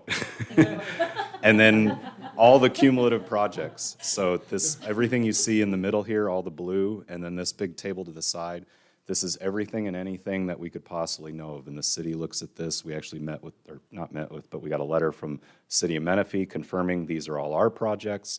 All that goes into the model and then comes out basically a whole analysis on it, which Charlene can talk a little bit more about. Hi, good evening. Charlene So with Urban Crossroads. The last name is spelled S as in Sam O.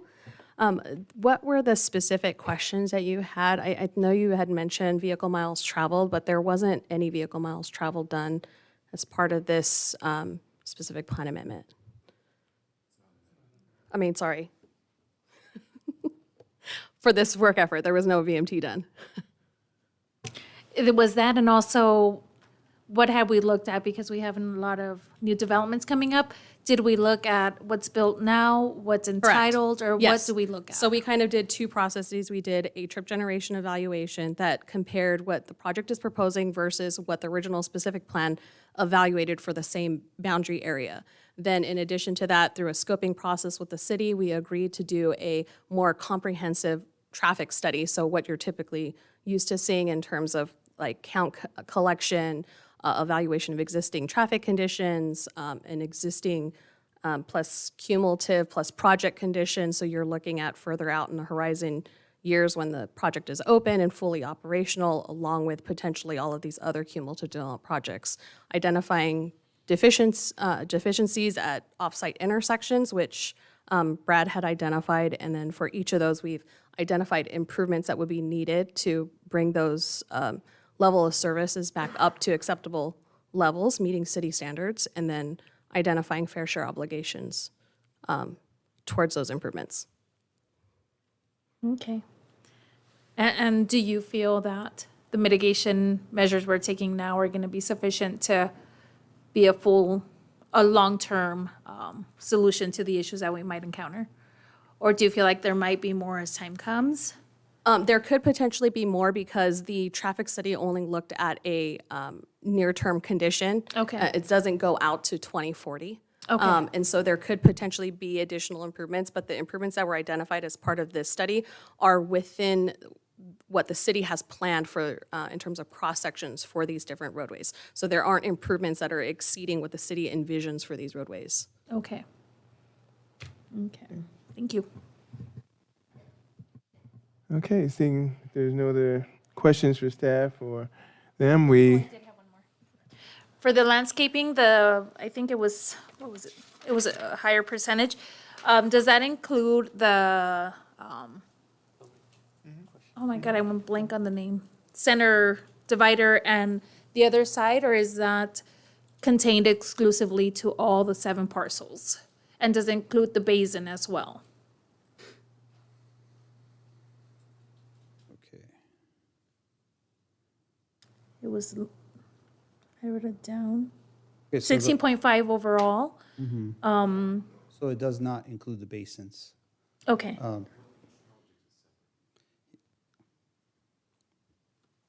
But some have more, like one had 16.5, one had, let me go back up here. yeah, you got the BP Yeah. 17.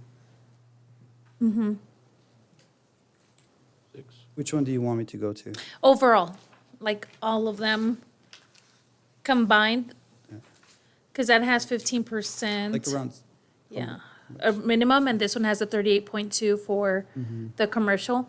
Does that include the center divider, and it looked like they were planting trees on the other side, or is that just contained within their 7 parcels? it's pretty much contained to the 7 parcels. So when we calculate landscape coverage, we don't take into account landscaping that's in the right-of-way. Okay, Everything has to be kind of like inside the project boundaries. but it does not include that basin area, or it does? The basin area, no, it doesn't. Okay. And then the city's gonna be responsible for planning, or is that under the good neighbor policy for the center divider and the other side? Are those gonna be planted, or are they there for potential? Go ahead, Brad. They would be planted with this project, but maintained through the city, through the LMD, Okay. maintenance agreement. Okay. That was it, I think. Thank you. Okay, very good. Thank you very much for your patience. What we're going to do now, though, those who are public comment, we're going to take a 5-minute break, so be prepared. I've got a list here. I haven't received any blue sheets, but we'll get to you, so be prepared. Because we want to make sure we take the time to do it. We don't want to be, I don't have to explain that part, right? So 5 minutes.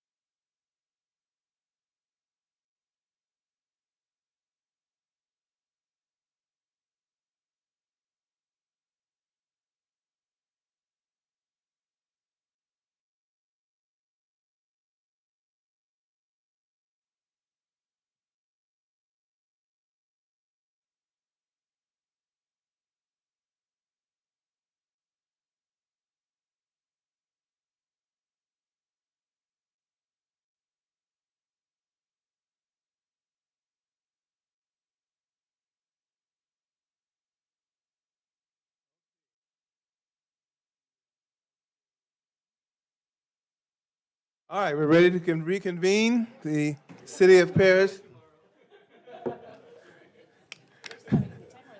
We're ready to reconvene the City of Paris Planning Commission meeting at 8:54 p.m., June 5th, 2024.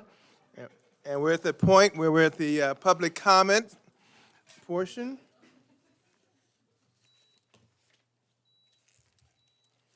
Okay, we ready? Okay. Huh? I know. If anyone has a public comment at this time on any item that's not on the agenda, they're welcome to come to the podium and address us. We have some names here. We've also received, dated June 5th, 2024, item 6B, comment letters from public agency and letters from individuals. I won't go through the name, will just be a matter of record, and we'll record it as a matter of record. We've got a lot of emails and things, but surely enough, we will allow the opportunity now to speak. I'm going to start with, and you have to help me, is this Nicole Estrada? Yeah, it says Estrada. Oh, okay. I can't read the. Anyway, state your name for us. Okay, it's Noah Estrada. Noah. Okay. Say thank you. Okay, so most of you guys kind of answered all the questions that I already had. Yeah. Most of them being like the commercial park itself and the hotel. But I was just talking right now, and we were saying, oh, so there's no current tenants for like the hotel or the retail spots or the warehouse. So how would that convince like future tenants to come to these spots if they're already built? And even if they did come, how would they feel that there's a kind of like a warehouse right behind it? So one of the things that I was thinking was parcel 6. So parcel 6, there's a parking lot for RV parking spots there. I was thinking, what if they put a buffer zone? So it's kind of separates parcels 5 and 6 from the hotel. Because think of it like if you're in the hotel and you open up the window and all you see is just a parking lot. So that was one thing that I was thinking, adding a buffer zone between the hotel. Because I don't think any future tenants would want to build right next to a storage facility or an RV parking spot. And I think most of my questions were already answered by all you guys, all the commissioners. And I think I would also like to further talk to the applicants about some of the more questions I have regarding the some other questions that I had. But for the most part, most of my questions are already answered. So thank you. Thank you very much. Appreciate it. Okay. That's Hyro, right? Hyro Carbajal? Okay. I'm trying to get okay. Yeah. Oh. Hello, commissioners. Good evening now. At this point, it's 9 o'clock. I'm in opposition with this project, by the way. With the warehouse component of it, I think it's always a slap to the face to the residents of Paris. It's like, oh, we'll give you a shopping center, but on the back we'll give you like a 1 million square foot warehouse, and it's like, it's enough. It's like we don't have that much land yet. I don't know where Paris is gonna go this year or next year, and it's like I specifically live in the south side of Paris, District 4. I go to Home Depot a lot, like Chairman, I love it. My girlfriend doesn't. But the thing is just like, I don't think this is a great plan. I do appreciate the developer putting the actual warehouse in their images, because a lot of developers don't do that. They like to just put their warehouse separately than their shopping center. So I give them that. That's really good. I appreciate it. But I don't think the warehouse is a great idea for that idea. I think September's, it's all been open. Great. It's popping off. I've been going pretty recently. Probably not good for my wallet. But, I just think this is just a waste of space. And whether they say the smell, well, we all know warehouses mostly don't come with AC. Last week, we had a developer say, well, it's going to come with AC. For the people in the offices, by the way. That's not the case. He said, well, they're actually pretty cool. They're not cool. That is disrespectful to all the workers that are in there that are hauling, doing this hard labor. And it's like, first, you were worried about the smell. Okay, what about the smell getting into the warehouse, a heated warehouse that doesn't have any cooling? And it's like, okay, but I know they mentioned something about a hospital and not having anybody. People in Paris have been asking for a hospital forever. You can see it on Paris Matters. I know we all know what that is, but everybody has been asking for a hospital, and it's like, it's very well needed and important. Maybe go find someone, go ask. Don't wait for them to come to you, you know. Hospitals gonna have the, what is it, like those HEPA filters running, you know, it's like they're gonna have clean air in there. The smell is not gonna affect them no matter what. It's sanitary. So it doesn't matter. Like I know you said there's one across in Rialto. I just don't think this is a great project, the warehouse part. It is close to homes, again, future homes, and it's like, who's gonna wanna buy a house next to a warehouse? It's just like ridiculous. I know these guys wouldn't buy a house next to a warehouse, and it's like, Paris shouldn't be the people like, oh, we could put a warehouse next to these houses because it's Paris, right? Paris deserves this. We deserve better. And I feel maybe you guys could go back and revise and like actually get another idea that isn't industrial. Business parks, everybody loves business parks, breweries. It's a wide variety of stuff that can happen there. Thank you again. I appreciate you guys. Good night. Okay, thank you. Thank you very much. Jillian Menez.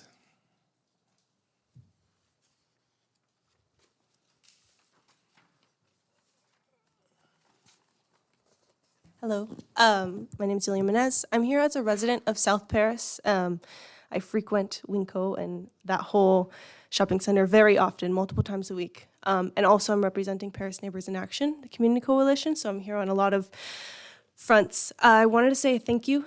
You guys answered a lot of the questions and touched on a lot of what I had to say, and it's really wonderful to speak to a council or commission that is actually doing due diligence. I wanted to mention a couple of things and reiterate a couple of things that maybe were already touched on. Again, I want to reiterate the fact that this EIR was completed in 1990. At the time, Paris had 36 industrial buildings. Now, by 2025, we will have 110 built and existing and 26 still approved for to be built. So the EIR back then is not, on at least that front, is not compatible with the current environment in which Paris has, and it is outdated for a project of this type. Also, I do know that the Paris general plan zoning does state that warehousing is permissible in business park zones under a conditional use permit. However, it is not an industrial, the way that the Paris Valley, the Green Valley plan was laid out, this was not intended to be an industrial project. In fact, the Green Valley plan specifically prohibits any enterprise which produces or causes any dust, smoke, gas, noise, fumes, odors, or vibrations which may be detrimental to other property in the neighborhood or to the welfare of the occupants thereof. This a 500,000 square foot warehouse and the resultant semi-truck traffic to and from will absolutely check all of those boxes and be a producer of all of those effects. Also, again, if the concern is air quality smells near the water processing plant, I find it probably not the best solution to bring in a business that will just add to air quality concerns. So I think just generally the industrial component of this project is not what is needed. It is not compliant through the Green Valley specific plan, and I think that it should be sent back and brought and revised. Thank you. Thank you very much. Okay. I'm going to say the first name is Eloy, and I'll let you pronounce your last name for me. Oh, okay. Okay. We have Derek Barber. Oh, okay. Okay. Nick Werrick. You guys have heard from me already. I filled out a Okay. Okay. Okay, this is okay. Chris Beauchamp. See? You're making this easy, aren't you? Okay. Kevin Pearson. Okay. Mm-hmm. Mm-hmm. One more. Yeah. Yeah, it's Pearson and then Cervantes. Okay. Cervantes, she wants, is Cervantes there, Carla? Cervantes? We'll switch. We'll switch the order. Okay. Okay. Okay. We'll get to you. Carla, okay. There's Cervantes, okay. Hi, good evening. My name is Carla Cervantes. I'm here to represent Paris Parents for Clean Air. We're a grassroots organization, meaning we do this on our own time with our own money, which is really hard, but we're here to represent the community because once again, we are being presented with a very dangerous project. In Paris, we have seen it many, many times where warehouses come in, they build, and now we have about 9 vacant warehouses right now in Paris. So this is what's needed, this is what's wanted from the developers. They're gonna say that because they're gonna make money from this project, which is obvious. But what's really concerning is that when they present these projects, there is a huge disconnect with what we really need in Paris. We've seen it time and time again when they present these industrial buildings.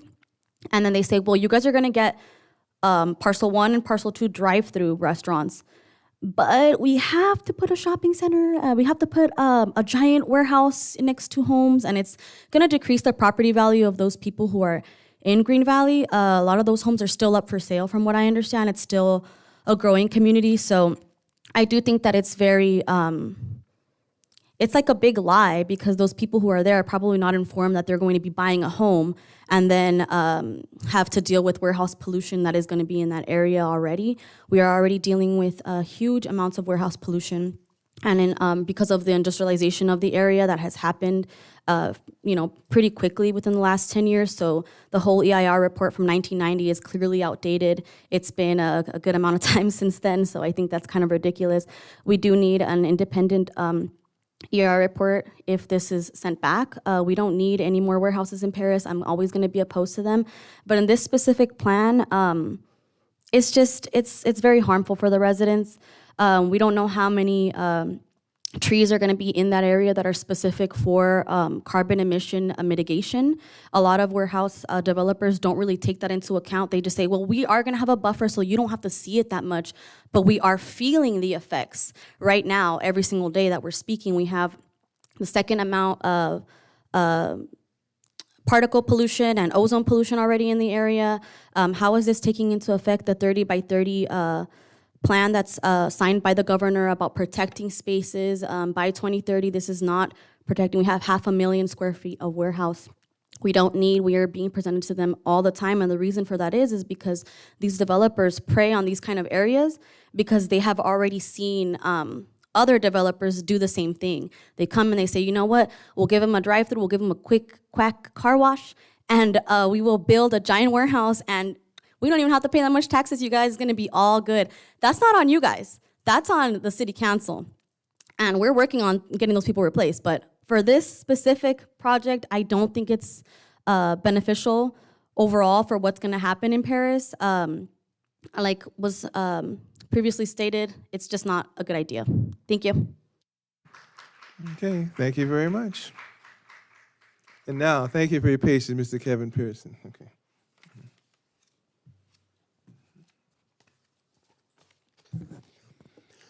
Good evening. My name is Kevin Pearson. I work with our Public and Governmental Affairs team at Eastern Municipal Water District.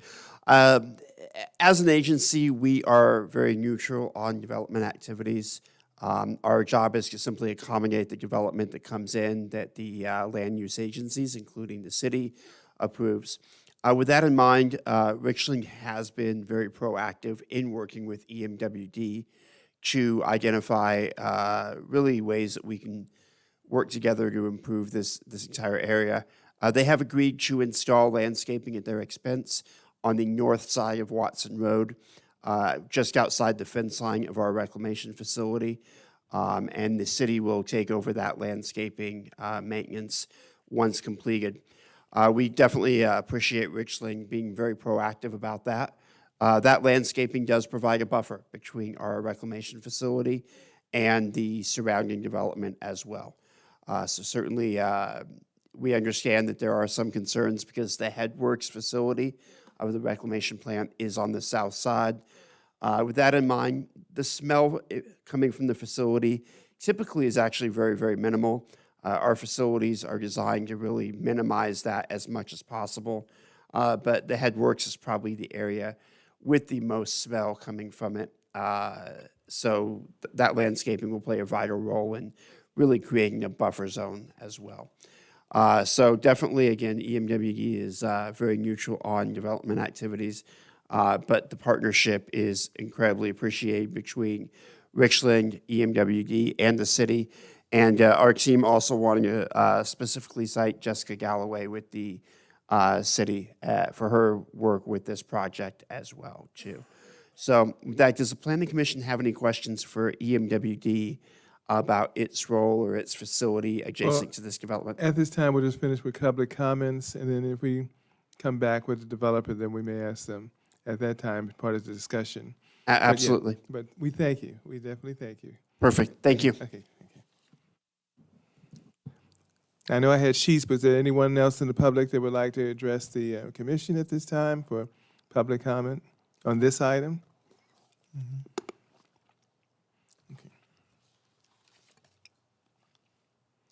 I think I did get everyone. Oh, no. Okay. Come on. Okay.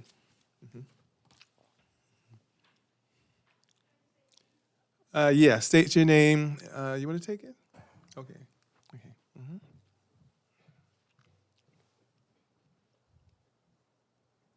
Okay. Well, even if you want to read it, you can read it. You can read it. You trust me, okay? Yeah. Okay.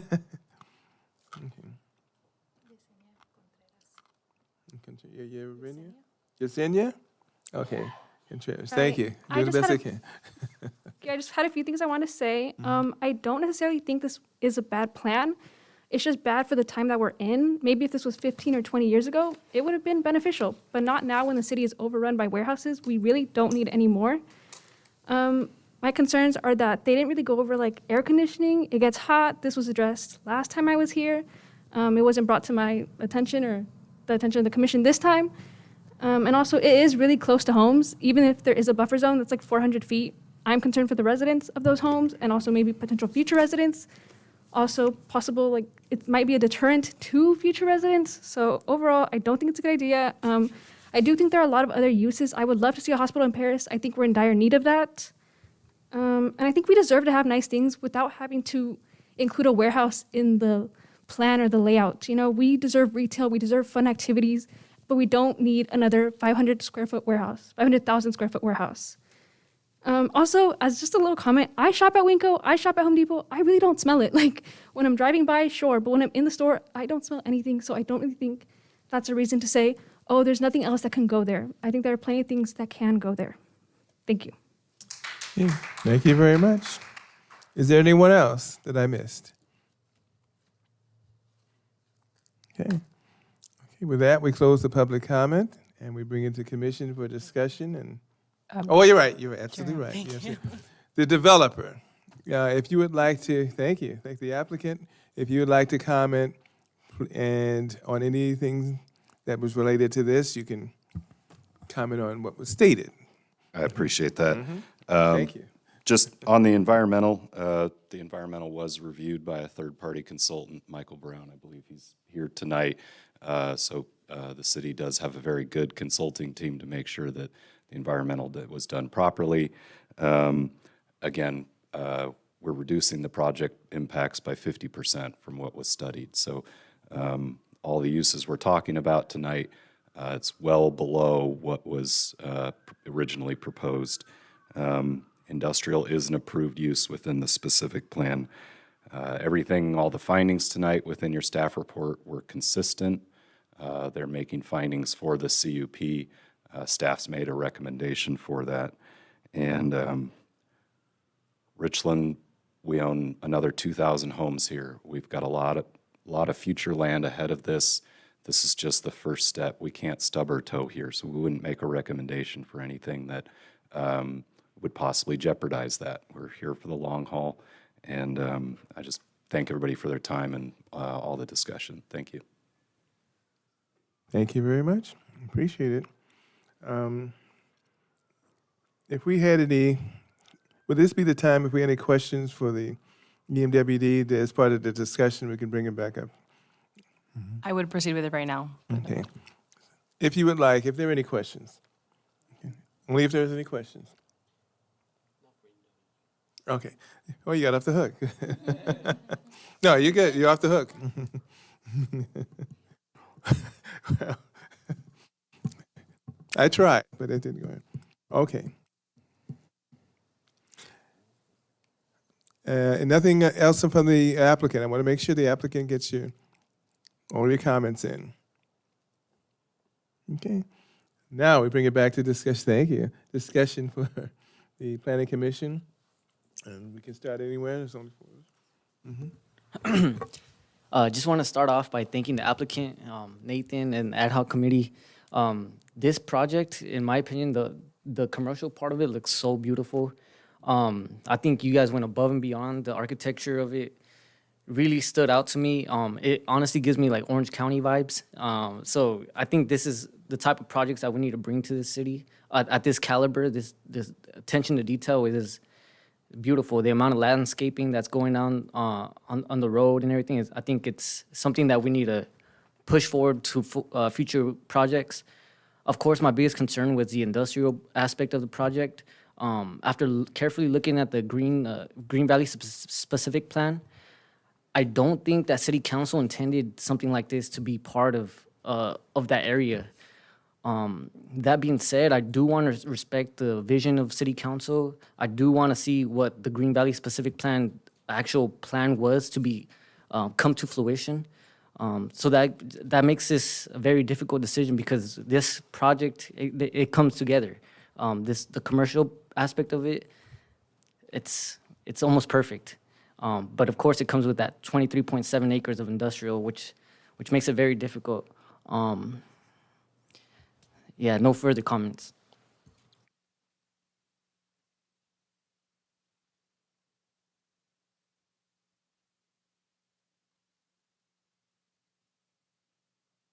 I am also very conflicted as Commissioner Lopez is. I was part of the ad hoc, and what is here today is not what was presented there. They did make major improvements and changes to things that we had recommended, which I really appreciate because they listened. I still think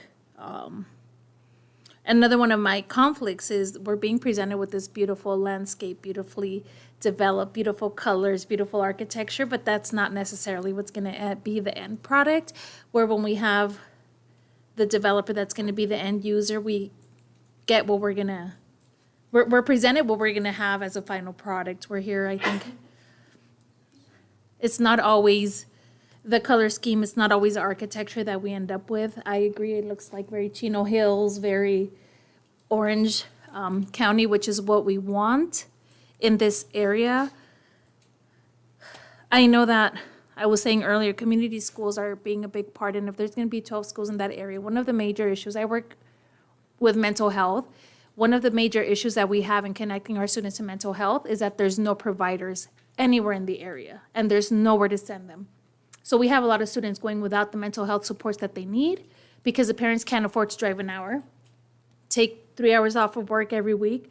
So that's why I was asking about a hospital having it as a business park offices, so that could be a resource, especially with 12 schools there. And everything we've seen since the pandemic, all the trauma-informed practices and positive behavior supports that we're having for students in our schools, I feel like we're missing that final loop in the chain and being able to support them at a community level as well for adults. A lot of us go to therapists, need counseling, and when that's not available, we go without. And Zoom lacks, phone appointments lack. There's nothing like that face-to-face. And having to have a conditional use permit, it is technically zoned for that, but if you have to have a conditional use permit, it probably is not the best intended use to begin with. So that's where my hangup is with this. I listen a lot to what our community members say. I live in the area. I go to September's. I go to Corky's. The smell is terrible outside, but once you go inside, they have great filtration systems. Going to the Kaiser on Vineyard, where it's the same thing. You're outside and you smell it. Once you go inside, it's fine. I really feel like as a resident of the city, we deserve 100%. And right now, 50% of this land is going to be industrial. And I struggle with that. I'm having a really, really hard time with reconciling all of that. And you know, you can have things for families too, the bounce houses, you can have escape rooms, you can have a bowling alley, you can have small breweries that are locally owned. There's so much that could be used, also beneficial for the multifamily and all the housing that is coming there, to where they could walk here instead of having to get in a car. So I'm having a really hard time reconciling. We need a hotel, we need retail. I completely understand and I appreciate the explanation about how even dining has changed, and I agree. When you go to a sit-down restaurant, you got to tip, and 20% after the cost adds up. So I feel it, like you want to pick it up, go home and eat, so you don't have to tip anybody that much. So I understand like the change in economics, the change in our community, but I'm having really, really, really a hard time reconciling another industrial building, especially when the cutoff for the truck route is right above it. And I know that Home Depot and all those have a lot, but those are reasonable uses when you have a store. I can't expect a Vons or a Ralph's having their food delivered in a passenger truck. So those are expected uses or accessibility.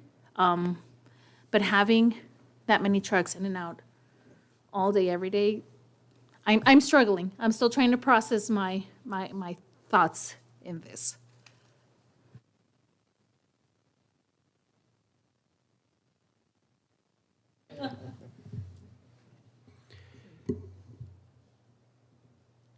So this is a tough process for this particular site because it has lots of elements that we want in the city, and then there's one element that we don't want in the city.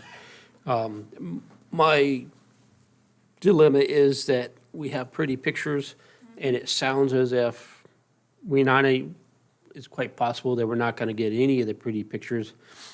And it sounds like the developer is intending to sell each of these off because they're more home builders than they are developers of, hotels and storage facilities. And each of those look great in this presentation. And was thinking that it might be good to go back to another ad hoc meeting or something like that to review this one more time and go through it to perhaps get something more realistic of what might actually be there and coordinate a little bit of the color schemes that, and materials that are spread out between all the locations, and perhaps maybe even they need to develop a design guideline for the whole, all 7 parcels to be able, so whoever they sell them off to must follow these design guides. And I believe one of the things, well, my lucky thing is that I can't smell very well, so I don't smell the what's coming from the water. So it doesn't, you know, if we could stick something up there, that's great, but I understand that, you know, that the industrial parcels there is probably the best location. If you're gonna stick the lesser evil or the evil there, that's the place to put it. But again, this is the industrial place is an outcropping that doesn't really need to be placed there. I mean, we have other warehouses that are coming in along Getz Road and potentially along Case Road off the 74. It's going to be there. This is just going to be the one further south that's going to access that.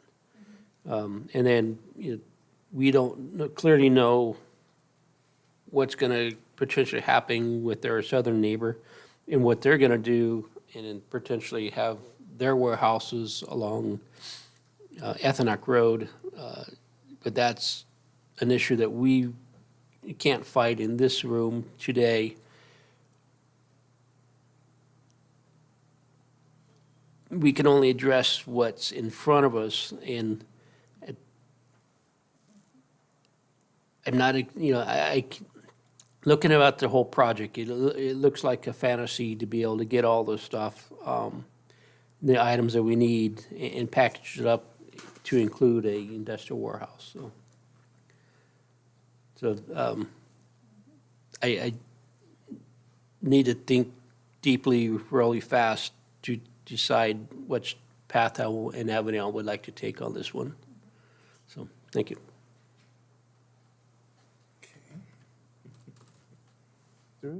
For now.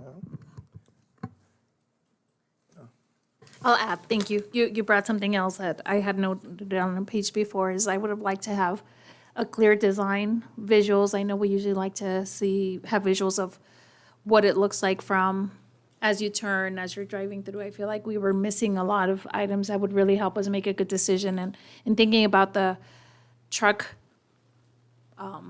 circulation within the industrial location where they have to go all the way to the end and kind of make a U-turn or back up into it, just those things I think are something that I feel like need to be looked at more deeply.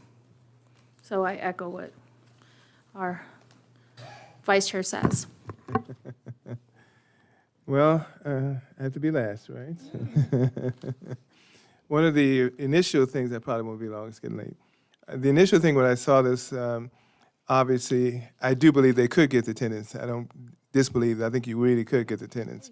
I don't have that wariness. I think the initial issue, and looking at it, we didn't really, there's some issues, and there's some other suggestions I have too. The warehouse being across from that, I can understand why they would want to put that there, because you're not, to get anything other than that there, it'd be very difficult. The spot's been there. EMWD is not going anywhere. That's not for $1 trillion to move it, but that's an inevitable. They've been there before any of this came there, and I was been here before the Wincos and all those got built, and I went into the Winco and did a tour long before any of these people were around. So I know what it was like before. One of my considerations is the initial problems was the separation in terms of the berm from industrial. That was kind of a non-starter there because you said 198, 104, 117, we're all over the place. As to whether it needs to be a warehouse or not, I'm more difficult on this one because I like all the other part of the project. And then you get to the warehouse, which I don't believe you absolutely have. It could be a business park. There's auto, there's all kinds of things that could be there in terms of business park. And so I'm not really buying it has to be an industrial warehouse. And we don't even know who the tenant is. But I would say then that was the only part of this, because that parkway is going to expand, there are going to be homes. But then you have it right across the street from the homes not only were dealing with the smell, but then they have to deal with industrial as well. So put yourself in a position of a resident there. They may say, oh, it's okay until you actually have to live there. So it's real easy to say that it could happen. So my thing is, and I had a lot of questions, you answered a lot of questions, I don't have any problem. I don't really want to say no so much. I think we need to take it back and may take a little bit more time. Let me give you some specifics, specific detailed plans of trash enclosures. This is really like high school level what we got. And I don't mean to be, but I'm really saying it's really bad. This is a detailed commission, as you can see, detailed to the streets, what it's going to look like, the industrial warehouse, all this needs detail. I ask questions about the RV parking lot. We're just looking at lines. What is it really going to look like? And this is an architect here who knows about 3D and how easy it is to do that. So what is that going to look like? No idea. Then there's that street behind that's going to separate the current shopping center where Winco is and there. We don't know what that's supposed to look like. There's just some trees there. What does it really look like in detail? I mean, detail that you would give them, we need to see. Because we can't make a real decision either way because I'm just looking at this. Where's the trash receptacle? I don't know. You can't tell this commission, I don't know. It has to be shown. If it's 50 pages, 50 pages of it. Okay, we will go line by line if necessary. We asked about the previous, and we had previous EIRs and things like that. I have no idea what they said before because I don't know if they were based upon an industrial warehouse being in that location or was it business park? So you want to make sure you be the transparency. I'm not going to say no, I'm not going to say, I'm just saying we need some more information. If that means another month or so or whatever time you guys need to do it, we would rather do that. I would rather do that and just say that I don't want to do that because it's a very good project. If there's alternatives for me, and the only alternative would be business parks, and there's a lot of business parks in the city that will take the smell. They don't care. They'll get the business. Okay, if Home Depot's across the street, you have a business park, you can do the business. Okay, so it's not going to be Winco, not going to be growth. We know that's ridiculous. And I don't even think it's going to be medical because they're not going to go there. But business park is standard, and we have business parks all over the place, and I think there's a potential there. So that's something to be looked at, and that you may want to bring that diagram along with this one, and we can see the difference, because it's definitely going to be a lower in terms of truck traffic, and other things will be way down if you have business park, but that's just a suggestion. So I'm just saying the main thing for me is more detailed plans, more detail about what's going to happen. You're going to have that roundabout turn and stop them. We don't know if that's what it's going to look like. When they stop at the end, what does that look like? So they're going to turn around, make a U-turn. What does it look like? Is there a diagram? Is there something we can see? So I'm really, I should have been an urban planner, really. I missed my calling. Because this kind of stuff I would be. I went to USC, but I didn't take urban planning. But that's what I mean, detail. And that would be helpful to us. We don't want to kick the can down this road. We don't want to delay it for a year. That's not our point. But we do need detail. And I think they know we need detail and pretty much know we're going to ask for it. So there's a lot of stuff here that we just need some answers to. Menifee, I read the letters from Menifee. I read the letter from all this other stuff and that intersection thing. And, you know, we read it. Trust me, we read it. I'm not going to comment on it, but we do read it. But that's my suggestion, that we put this off to a time, not necessarily a specific time, off the calendar, right? But we need to get to the ad hoc committee, which we'll have to vote on today too. But I suggest that we get to the ad hoc committee and we can, for a continuation. Now, we would not need a specific date, Mr. Our attorney, or just for future reference, if we do that. Right, you can continue it off calendar. Okay. And I'm not talking 6 months. I'm not talking delay forever. I'm just talking quick. So we can look at that. But this is something that I'm sure you have. We just didn't get it. So I don't want to make arbitrary decisions and send it to the council and say, what are you guys doing?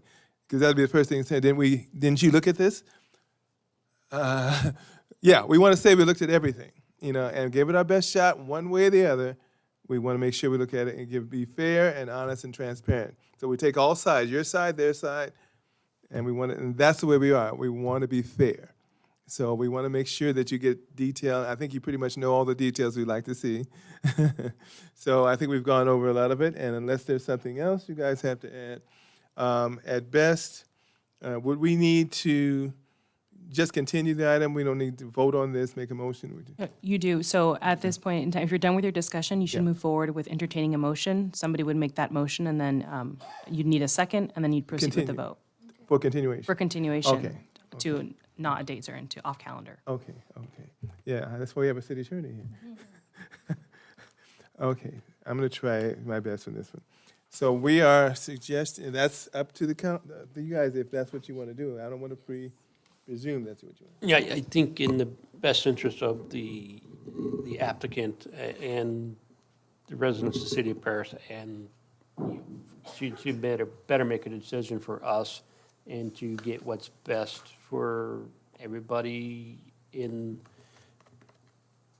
both parties, or every parties being, you know, the residents of Paris, and the applicant. It's probably best to extend it out and then to make a vote on it tonight, so. Okay. So I will go ahead and make a motion for continuance. You got that, Sylvia? We're all over the place. Okay. And we got a motion from Vice Chair Shively to continue it to off calendar? Is that the statement? Off calendar date. I second. And seconded by, oh, I'm not seeing it. Okay. Okay, there it is. And seconded by Commissioner Jimenez. Okay.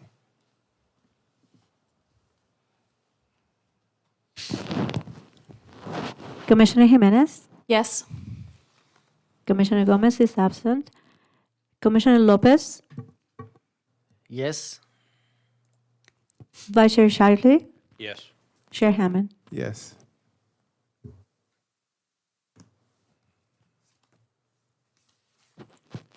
With a vote of 4-0, this motion is approved. Thank you very For much. continuance. Thank you. Thank you very much. We will continue the item, and thank you for the audience for being patient. And we appreciate it, and we appreciate your comments and all the comments that we received. Will be a matter of public record, and that's it for this item.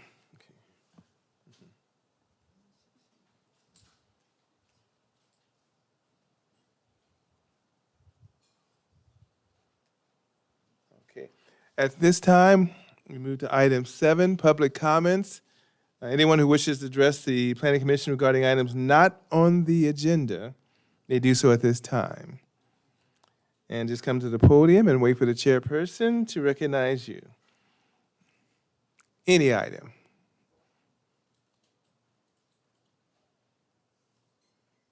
Okay. Seeing none, we move from public comment to item 8, business item A, nomination of Planning Commission Ad Hoc Committee.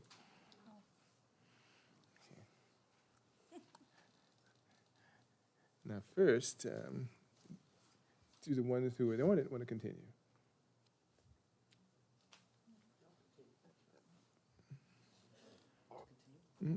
Okay. Yeah, you probably should. Okay. The two current members, the two current members would like to continue. I have no objection. If there are no objections, then we will nominate them.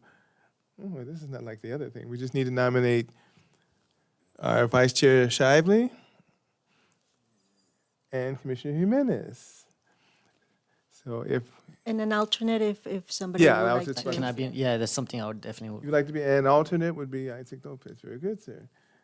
That's why he's got the coat and all this other stuff on. Yeah. Okay. So you got that? The two can, and this would be retroactive now, right?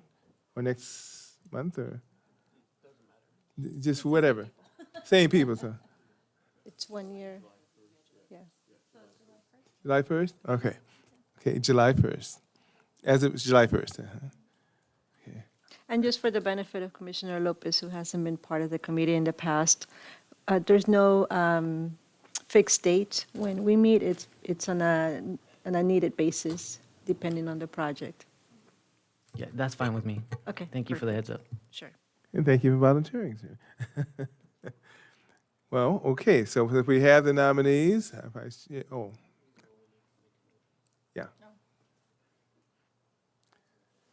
Either one of us can make, I'll make the motion as the chair to nominate Vice Chair Shively. Are you going to second your own? Okay, seconded by Vice Chair Shively. Okay, okay.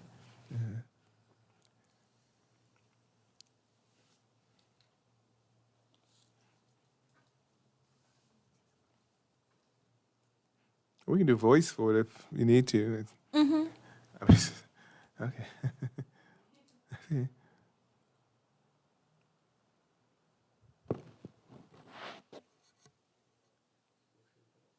Yeah. I don't know what happened. It's not your usual process. And this is off. Oh, can we do it again? Yes. Okay, I will move to nominate Vice Chairman Jack Shiley and Elizabeth Gomez. I mean Jimenez. It's getting late. And Commissioner Lopez. And as an Lopez alternate. as an alternative. Yes. So now, Commissioner Jimenez, Yes? Commissioner Gomez is absent. Commissioner Lopez, Yes.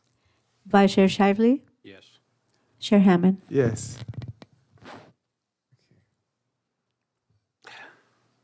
Yeah. With a vote of 4-0, this motion is approved. Thank you very much. That was quick. Yeah. Okay.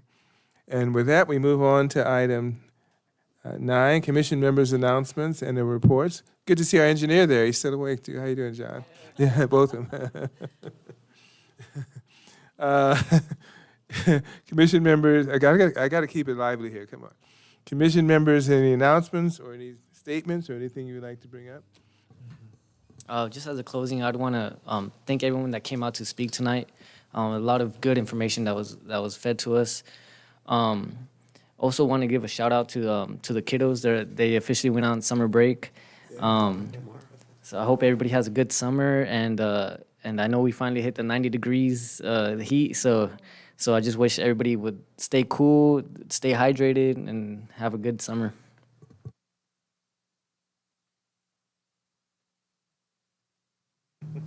I also want to give a huge shout out to all the students and staff that is on summer break, well-deserved summer break.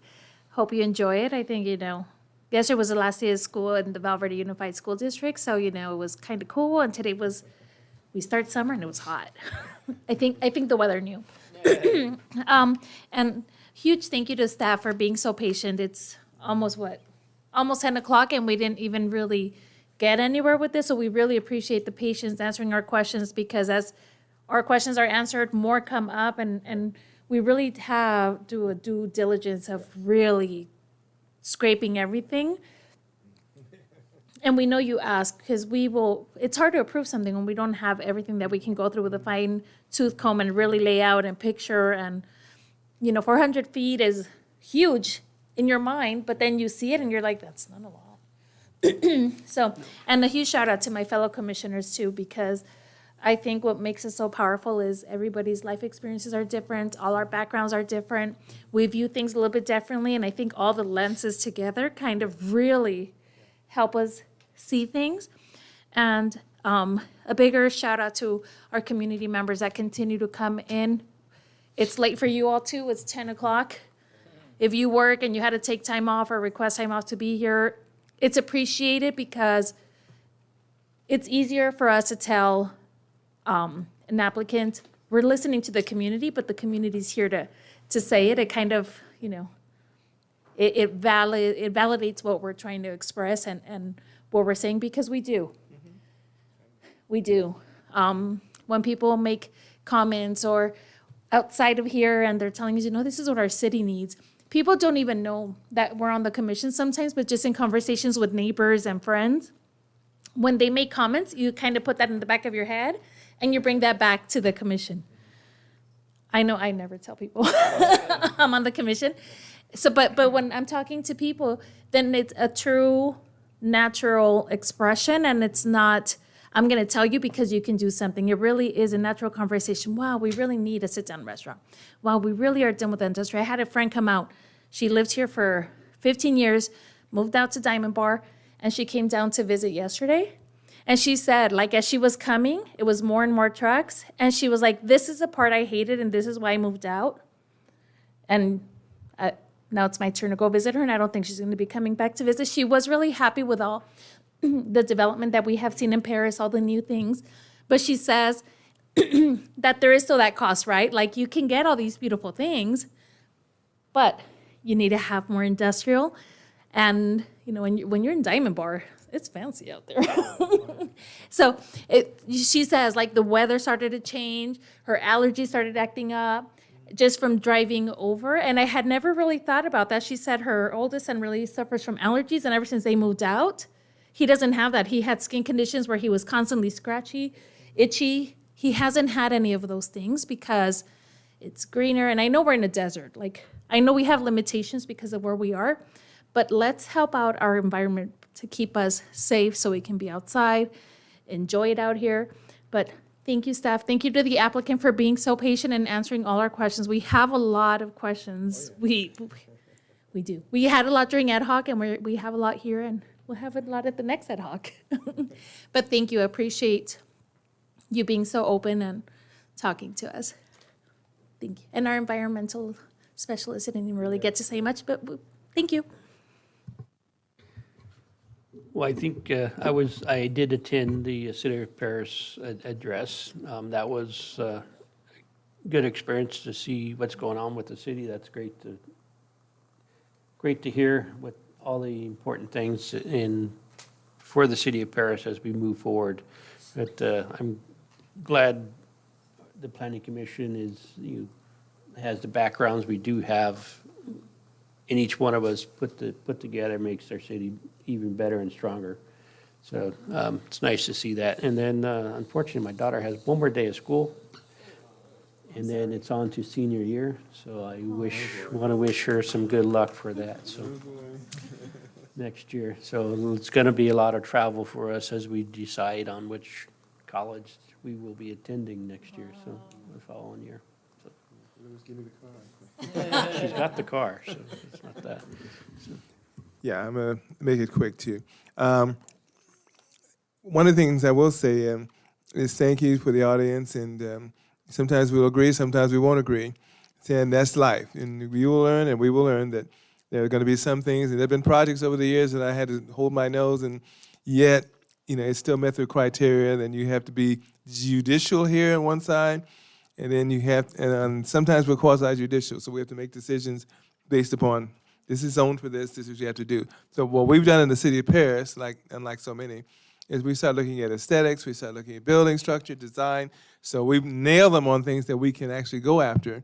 And we've raised the bar here that then now, if you come in the bar and you're not up here, we're going to get you here. So we will ask a lot of questions. I've seen a lot of them. In fact, I went to League of California Cities. I was shocked by some of these people. What they don't know, what they don't ask. And I'm going, this is normal here. You know, so meeting beforehand and doing that stuff, they're looking like you're crazy. Yes, you do these things because you care about your city. I'm not saying they're bad. I'm just saying we do things here they don't do. And so you want to set a standard for your community. That's why we spend all this time doing this stuff. We want to read stuff. I missed it. I did see on YouTube the city thing. That's the one time I missed it in 5 years, but I was Grand Canyon and I had an anniversary. There was no way I was not going to be. There's no way. If you want to stay married, you're going to go to Grand Canyon. So that's not an option, okay? But it was beautiful. It was nice. But one thing I looked at the city, my only concern, and I want to thank you, Patricia, because Patricia responds. She got the guy at League of California Cities, hope you have a contact when it would be bothering him. He can help me go back to Sacramento. Yeah. Then we want to always say hats off to you because you have stepped in for this wonderful guy named Kenneth who can't leave us alone. He can't help it. Yeah, he's always going to be a planning person. He can't help it. And thank you for John, and John's so quiet. We've got to work him out pretty soon. And thank you for you didn't really introduce him, but I know who he is. But I appreciate this commission more than anything I could ever say. And my only dreaded thing, and I've been getting some real heated comments, and it's not about us, is the theater going down. I had some vicious comments about that. We don't have any control over that, but I'm going, don't do that.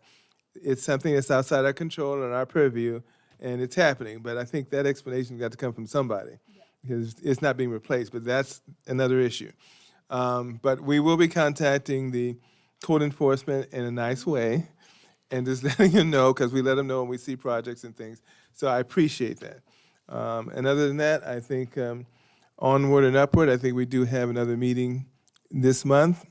And it's going to get hot. So congratulations to those doing it. And I turn it over to our planning director and Mr. Kenneth if he has anything to say too. He's only visiting tonight. Yeah, right. Yeah. Elbow, right? Yeah. But before I provide my report, I'd like to turn it over to Brad. He's got a special introduction to make. Hey, good evening once again. The city just hired one of the best associate engineers, if not the best associate engineers in the city. I'd like to introduce you Ryan Traylor. He started with the city back in January 2024, got officially hired on. I've actually known him since around 2018 as a summer intern with Tri-Lake. He would summer intern when he was going to school. He grew up in the city of Paris, actually, graduated from Cal State LA with the civil engineering degree. He actually just passed the 8-hour portion of the PE test, so he has the seismic and survey to go before he gets that license. And yeah, and he's an avid chess player too, so if you want to go against him. But yeah, just want to introduce you to Ryan. He wanted to learn and see what type of detail goes into these meetings. Good. Sounds like we got it. Oh, okay. Paris High School too. Oh, boy. Now we want to hear your feedback. Very well. Congratulations. Welcome aboard. You picked a decent meeting. We got you out before 12 midnight, so we're pretty good. Okay. We like Ryan. So just a few announcements for you tonight. On June 14th, on Friday, June 14th at 4:30, we're going to have the Cesar Chavez sculpture unveiling, and that's by the library. So if you're interested in attending, you're welcome. Also, we have Movies in the Park for Father's Day. The movie that's playing is going to be The Game Plan, and that's also on June 14th at 7 p.m. at Mercado Park. And June 19th is a holiday, so we're giving you the night off, so there's no planning commission that day. And that's all I have to report. Are you 19? That's not Wednesday. Oh, June 19. Okay. So the next planning commission would be July 3rd? No, we would have missed the fireworks. Right? July 3rd is the fireworks, yes. That is a fireworks spectacular. Yes, that is the citywide fireworks. We will determine if we have any items for that day, and we'll let you know. In between the fireworks, we sit outside. We pay attention. We can take a break. Okay. Take a 20-minute pause. We can have it outside. Okay, I think with that, we thank you, staff, for staying awake, and thank you for our interpreter there. He's still awake. Good. All right. And thank everyone out there watching from YouTube or whatever you're watching on Facebook. And thank our developer. We didn't beat you up too bad, but you know how we feel, and that's one thing about this commission. We're going to let you know. So hopefully, onward and upward. Right? And thanks to our engineer. Welcome aboard. Thanks to our other engineer. I'm going to forget his name because he never talks anymore. John. No, John. Yeah, remember Habib, so I remember Habib. It's important. Yeah. And with that, we have adjournment, unless there's something else. We have adjournment at, I don't even know what time it is. Oh, well. Anyway, you know the time. 9:53. And with that, good night, and enjoy the week. It's going to be hot.